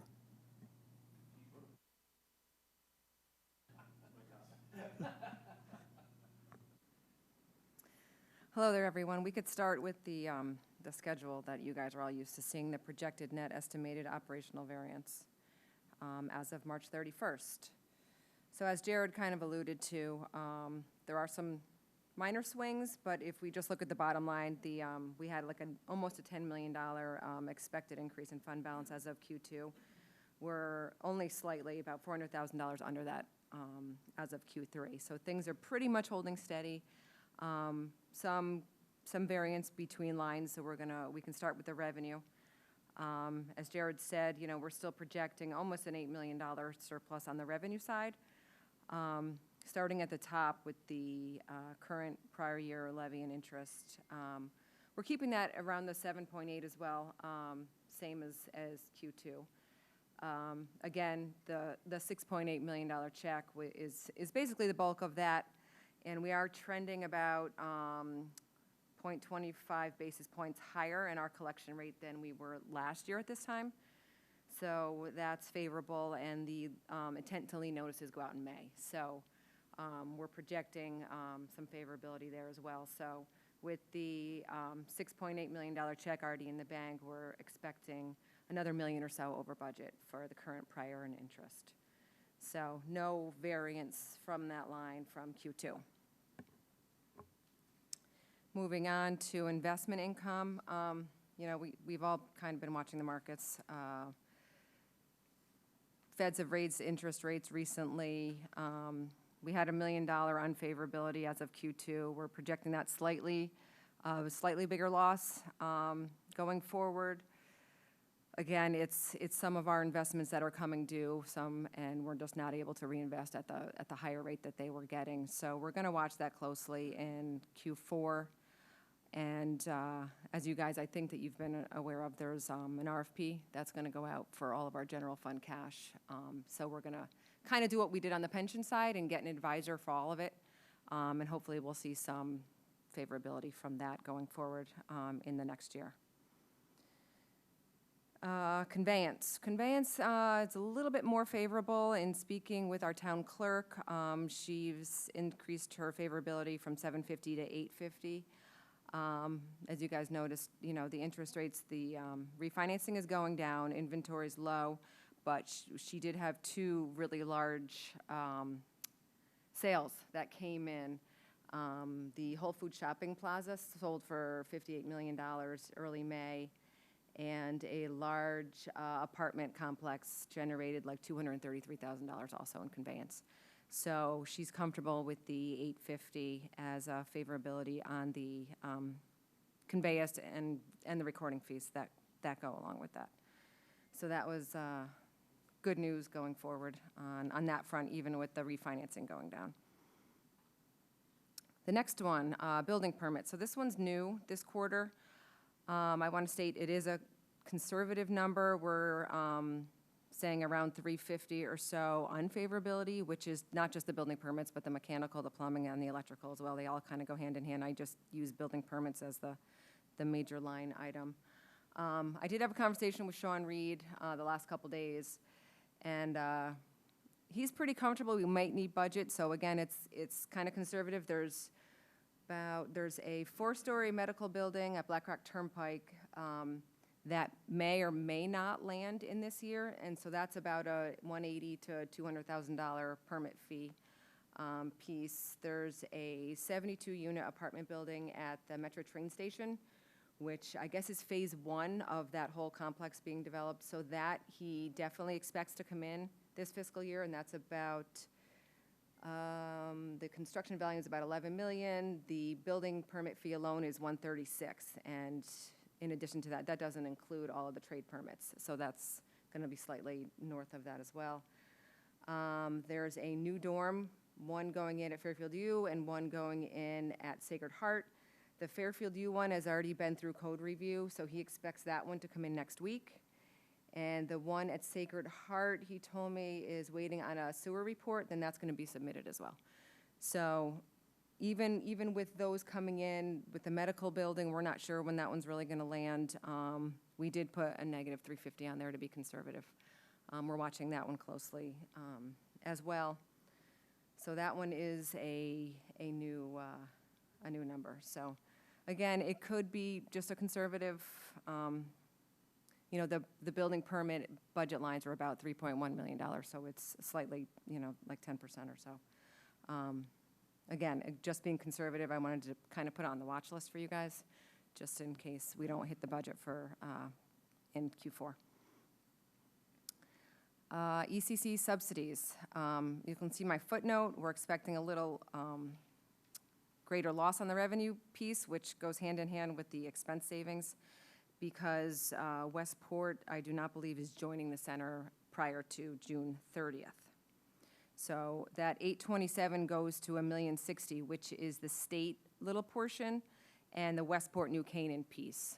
So if we don't see that this fiscal year, then we're going to see a loss of that $1,060,000 coming in. To Park and Rec revenue, slightly higher, went from $750 to $875. Mainly the increase is due to slight variances, beach stickers, we're looking at that, boat storage. Golf is the same, and it's really on the Jackie and the Penfield rentals and the fields. Anthony's saying are going to be a little bit higher, which gave the delta from the $750 to the $875, increasing that 125,000. Fire marshal didn't change from Q2. Again, a lot of the same projects that I just discussed are coming in Q4. Sacred Heart dorms, Metro Center Phase 1. He had a small apartment complex at 44 Castle Ave, and the major one that we're not sure is where it's going to land is that medical, or the apartment building at the Black Rock Turnpike. So that's one he may or may not. So again, no variance from Q2 on that one. State revenue, slightly higher. We got about a $4,000 wire in from disabled exemptions that we didn't think we were going to get. So that's virtually flat from Q1 and Q2. The other got slightly more favorable, like $40,000 from the 143 to the 186, basically due to, and I think Angela's kind of alluded to, they're selling DPW equipment down there, and it's on a government surplus website. So we actually have money in hand. About $40,000 more came in from selling off a lot of the old trucks and used equipment down there. Is that what Shelton bought from us? Maybe I'll see a check from the city of Shelton down there. Make sure Shelton's check I don't clears know. before you count that money. It actually is, it's really cool. I think John Cattell actually turned us on to. It's like a government bidding website. So they actually wire us the money right in. So it actually Yeah, It's pretty Sheldon, at the end of favorable. the year seems to, it's like Bucky's line where they only let the trucks and police cars go downhill. Just said, I'm gonna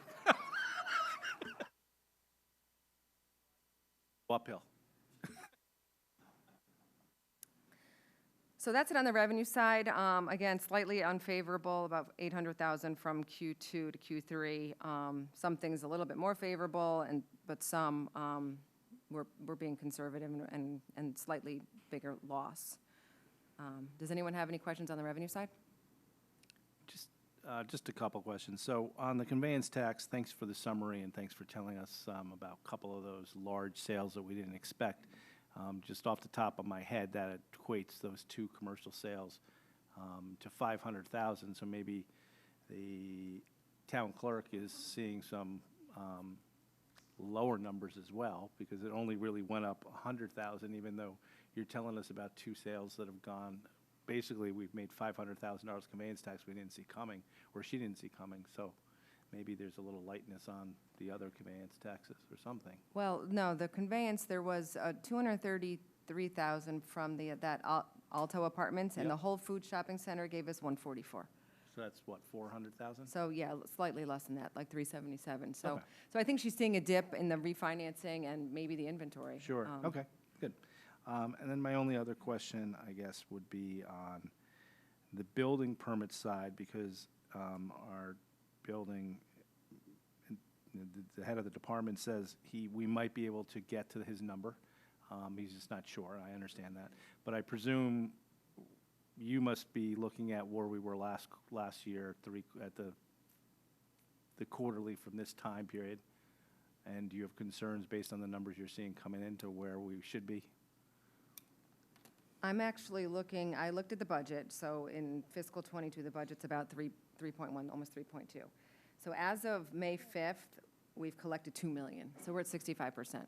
So Okay. that was my Reason for it. concern Yeah. there, that Okay. we weren't quite at least the 75%. Okay, So again, I reached out to him, and he did tell me that there was some big ones coming that are in the queue. So it made me feel a little bit better, but the 350, you know, it only takes one or two of these big ones not to land this year, and No. there's your 350. I appreciate it. I think it's better to play this conservatively. We have such a large surplus as it is, so I think it's probably better to, if the numbers are not looking right now, and it's all a guessing game what's going to happen in the fourth quarter. Thank you very much. Mr. DeWitt? Thank you, Mr. Vice Chairman. Thank you for that. ECC, so I know we lose in one, we gain in another, right?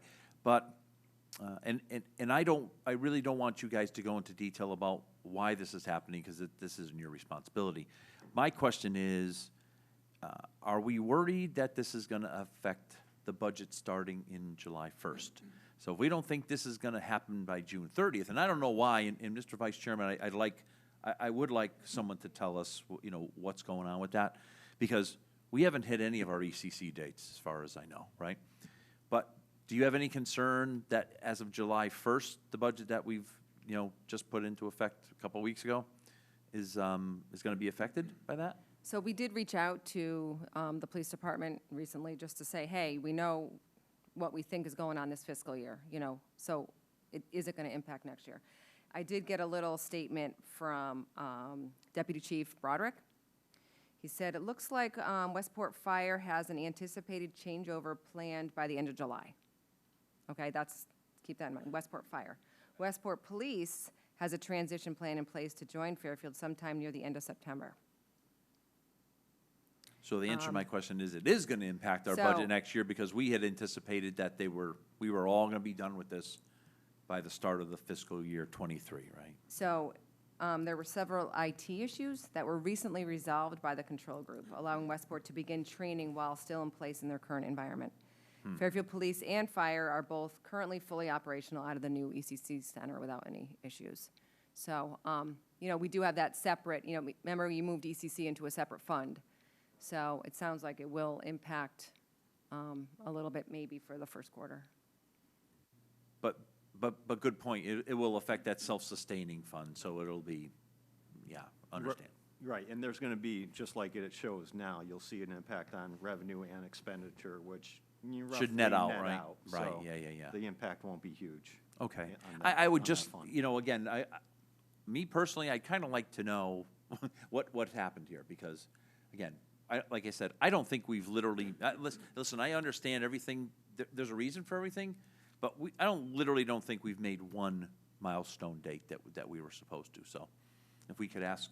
Sure, we can One of maybe the at a chiefs future to give us- meeting, we can have them come before us, make a I note of appreciate that. Is that okay? Just Thank as a you. follow-up to that, so you said there were IT issues on which side? On our side, in our, or on the Westport side? You said there were several IT issues. I think with the center, so I believe every decision basically has to go through a control board. So I'm not sure if it was whose side it was on per se, but I think the control board needed to resolve some IT issues. I don't know exactly what the IT issues were, but. Okay, maybe we could find out, because if that impacts how the center is running or might run in terms of the criteria the other towns have. Thank you. Okay. Any more questions on the revenue side? Ms. Charlton, I see your hand. Thank you, Mr. Rotoli. Yeah, just a quick question, 7.8 million revenue surplus. Can you just remind us how much of the 7.8 million exactly was that one Southport property? 6.8. 6.8, okay. So we're $1 million over in just other taxes. 'Cause I do recall Mr. Schmidt telling us when we were setting the mill rate that we were running higher. Our collection rate was running a bit higher this year. So that would be, so the impact of that is that extra $1 million. So right now, we're running 0.25% basis higher than last year at this time, as of the end of April. Gotcha. Okay. That's it on revenue. Thank you. Okay, let's move on to expenses. Okay, the expense side, there's $400,000, it's actually favorable. Starting with the vacancies, not much change there. There's been a lot of fluctuation with churn and people retiring and new hires and stuff. So that 500 is still, we think, a pretty valid number. The way that our system works is all of our full-time people, we encumber their full salary for the year.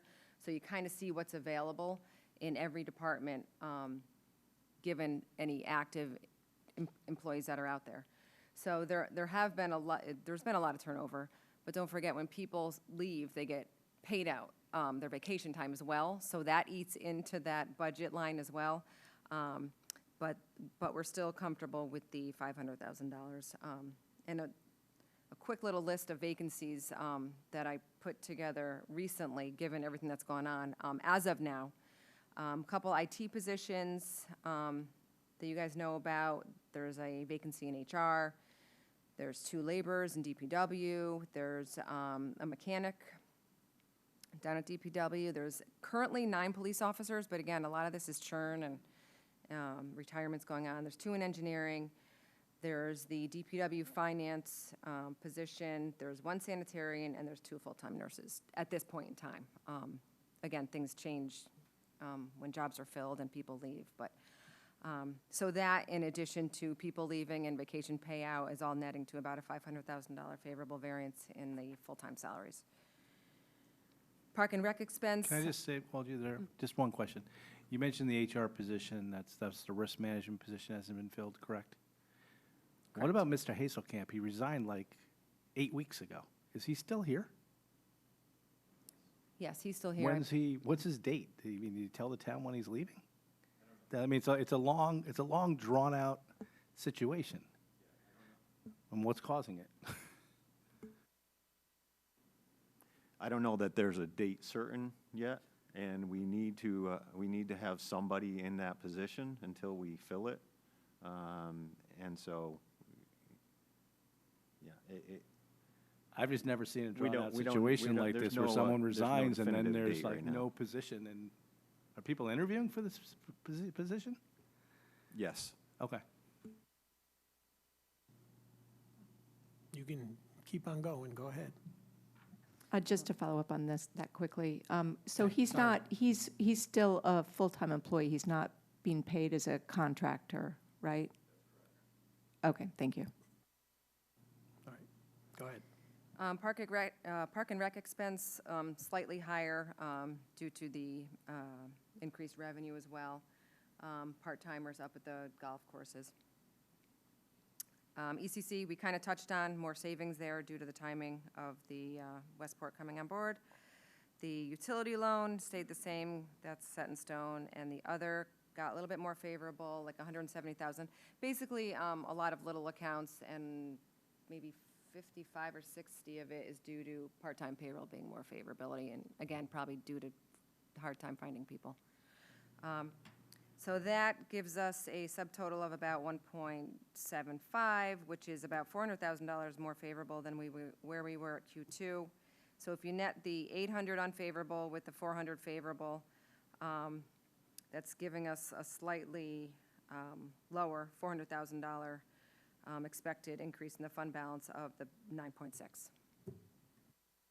Thank you. Board members have questions on the expenses? Ms. Charlton?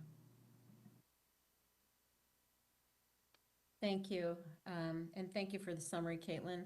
On the vacancies and the 500,000, I don't recall what this has been in previous years, but we typically have something like this, right? With the churn and the offset of unfilled positions, less whatever extra vacation payout has to go to people that are leaving. Is this, what does this number look like compared to prior years? I guess is the first part of my question. And is this,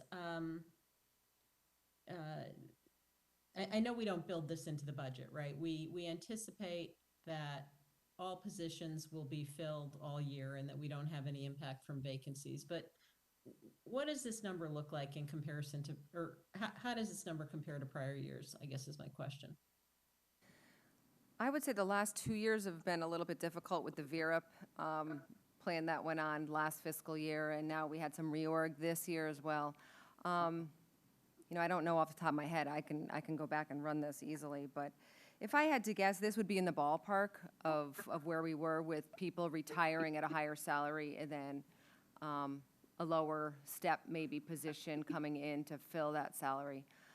Again, I think the last couple of years have been a little bit harder to really talk to given the VRIP and the reorg positions. I would say prior to that, just off the top of my head, I would think this would be a pretty accurate number given if I just look at full-time budgets for the town side, we have, it's $37.6 million budget line.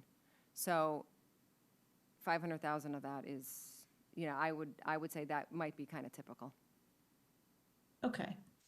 No, that would be helpful to know maybe when we get our next update, kind of what that number has looked like historically. I think it's just helpful to understand.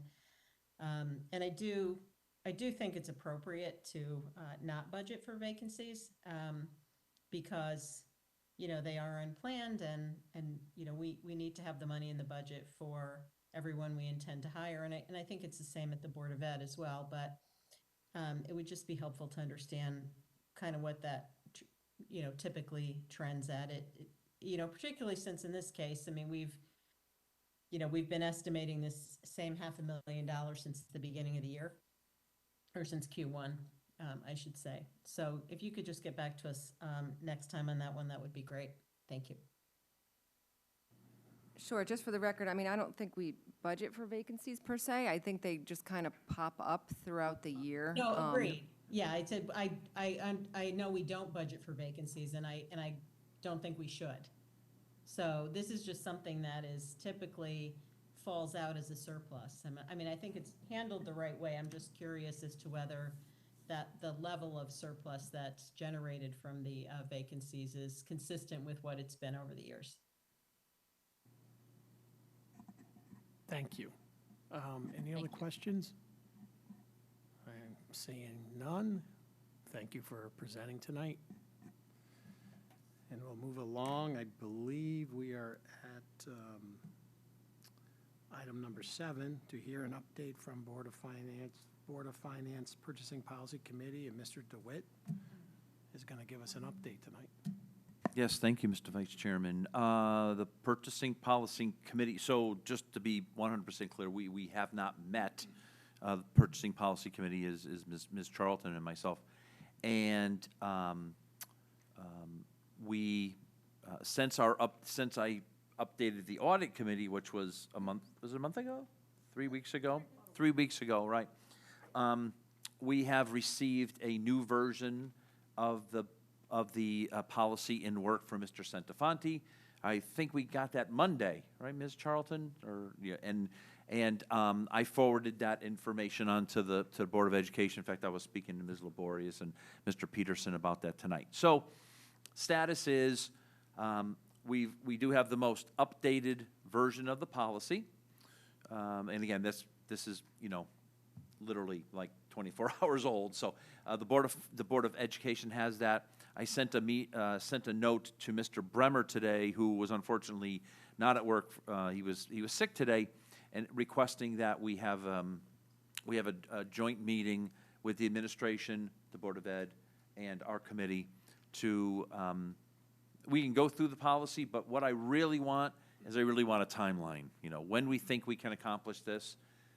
I'd like to think mid to late summer we could be done with this, but I think it's important for us, after having 2 or 3 iterations of this document, to set a goal line and start pushing to that goal line. And the Board of Ed is working on their inputs. So I know that's not much of an update, but it is the current state. So Okay. Thank you. Thank you, Mr. DeWitt. Any questions from board members? Comments? Seeing none, we'll move on to the matter 8, to hear, consider, and act upon any communications. Mr. Schmidt, I think you have something you want to share with us tonight. Yes, I just wanted to give the board a heads up. We don't have all the details right now, but that there would probably be some additional requests related to an issue at the WPCA.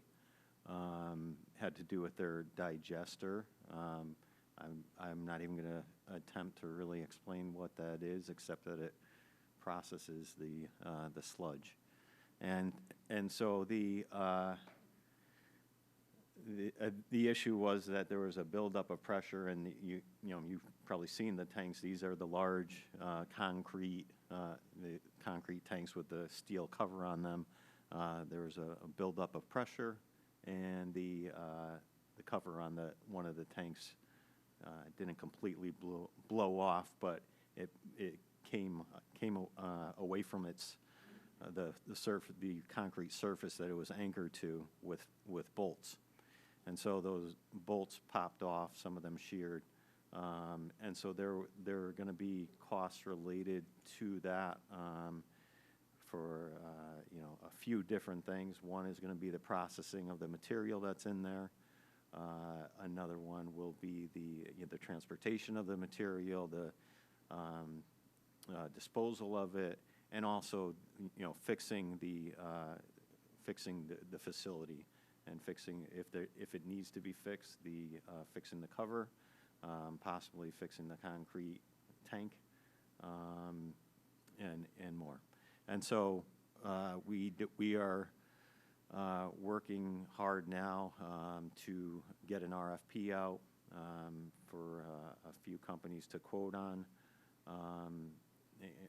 to do the whole thing, clean it out first of all, and then figure out what those additional costs are going to be estimated to be. Right now, our internal estimate is that it's going to be over $1 million. They obviously have, financially, they have their fund balance that can be used.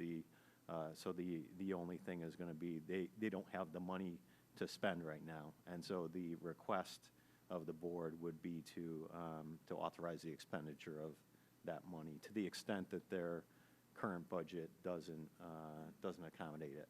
So like I said, I'm just giving you a heads up. We don't know exact amounts yet, but we didn't want it to come a month from now where we're all of a sudden hitting you guys with this, and without any knowledge. So there it is. Okay, thank you for the update. Mr. Walsh, you have a question? Yeah. So this thing just spontaneously happened on its own? I mean, has it been being properly maintained? They don't know exactly what the cause is. It appears that one of the things is that the tank has not been cleaned in over 20 years. 20 years, over 20 years. The recommended, my understanding is the recommended amount of time between cleaning should be about 8 years. So I certainly can't say whether or not that was the cause, but I imagine it certainly didn't help. Okay. But he talked to why it hasn't been done in 20 years when it's supposed to be done? I mean, I'm just taking your word for it. I'm sure you asked why it was supposed to be done 8 years, and every 8 years, and now it's been 20. I'd imagine things would build up after 20 years. Sure, and there's no, I would say no good answer. The only thing that I have heard from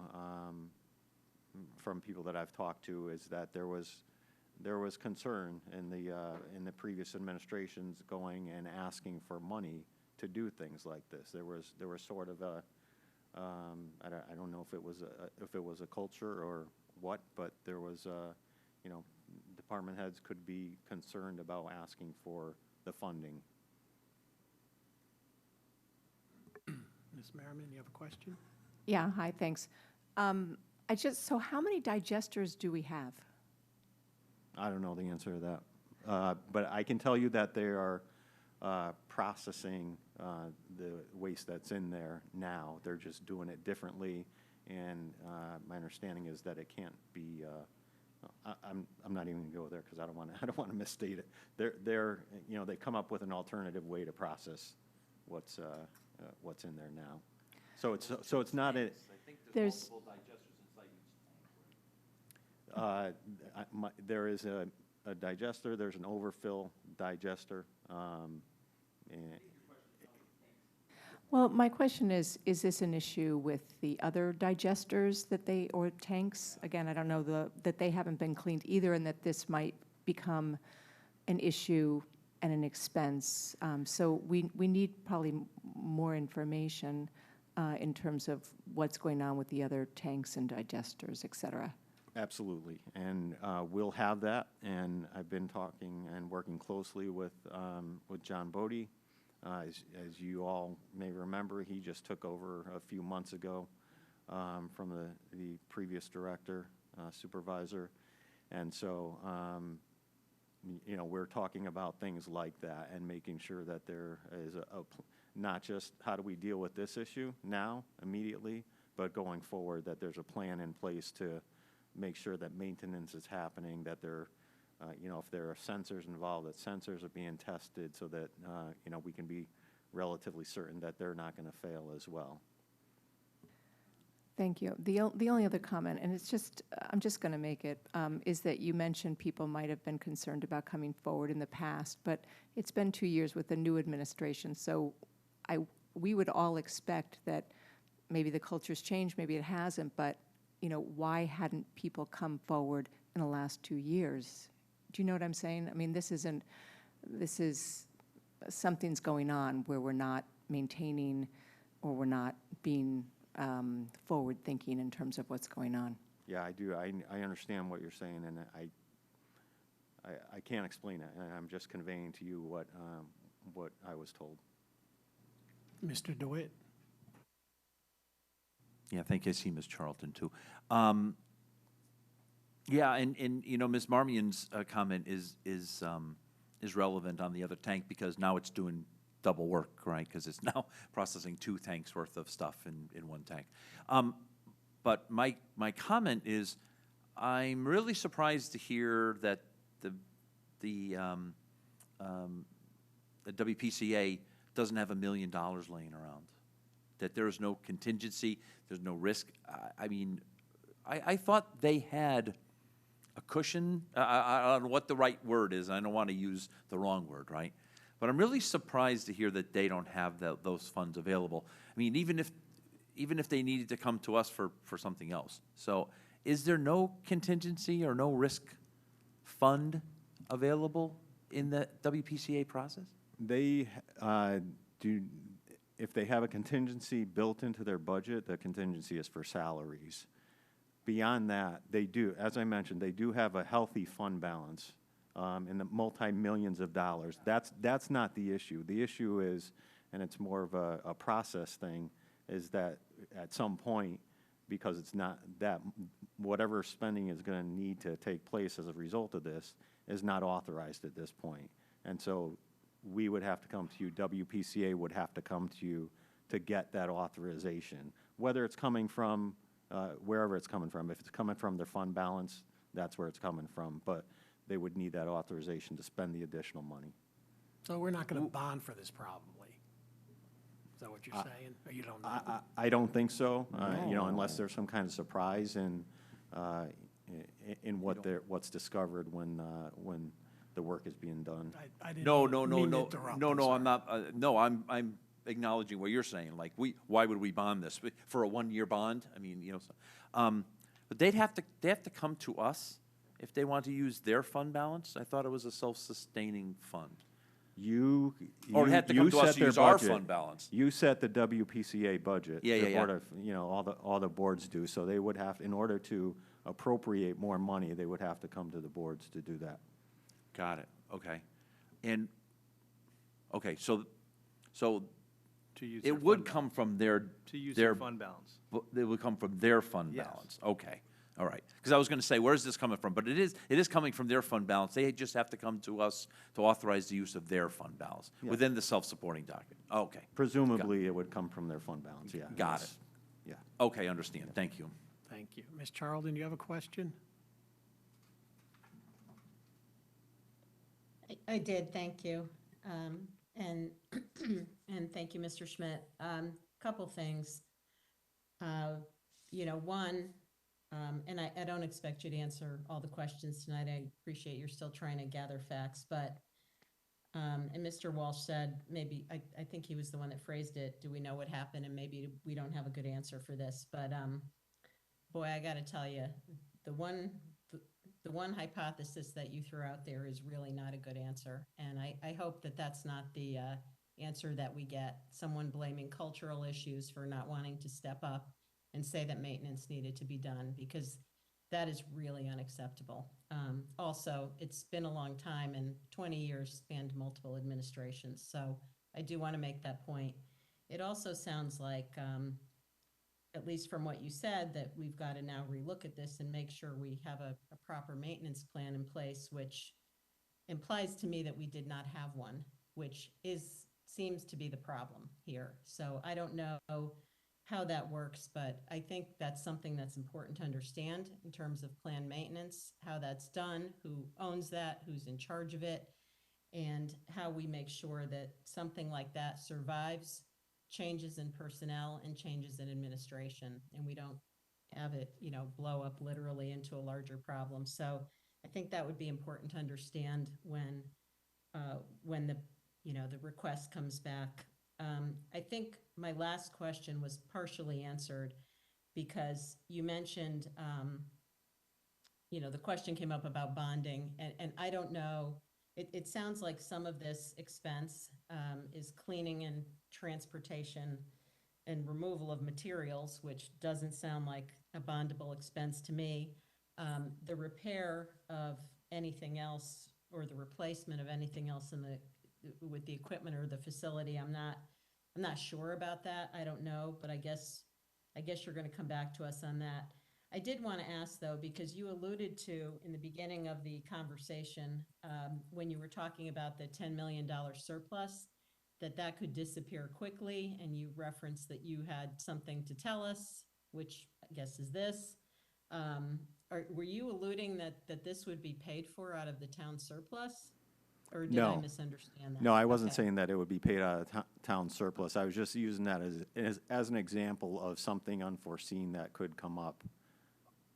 Okay, and I just wanted to be clear on that, because I would not envision that town surplus would be used to pay for something like this. And I think, you know, when it does come back, obviously there's more to learn in terms of the amount. Sounds like it's gonna be expensive, but, you know, whatever it is there some capital element? Is there some operating expense element?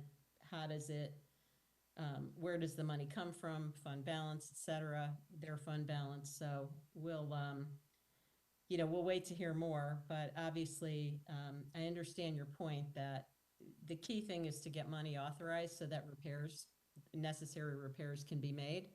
So whatever we need to do, I'm sure, you know, we'll be flexible and ready to meet and do that as soon as somebody steps up. So I would say thank you for the update, but not a great one, but appreciate you bringing it to our attention. Yeah, and I'll just add that we actually did file a claim with our insurance company, so Terrific, thank you. that's in Good to know. process. Thank you. Mr. Walsh? Following go up on ahead. Ms. Charlton said, I mean, these type of things, you know, not $1 million worth, but, you know, 100,000, 200,000. We've had issues with the system before, and they always come out of their fund balance. That's why, and they've been raising that fund balance, I think partially to pay for the new system that's coming down the pike. So I don't see any reason why we would be bonding anything here, especially with the large fund balance that they would have. It just would be more of an authorization to apply that. And that's traditionally what's happened. So hopefully that's what we're going to be doing going forward on this matter. Thank you. Thank you. Anything else, Mr. Schmidt, tonight, or you have any good news? That's it. That's it? That's all I Okay. have. So. All right, everyone. Anybody else have anything?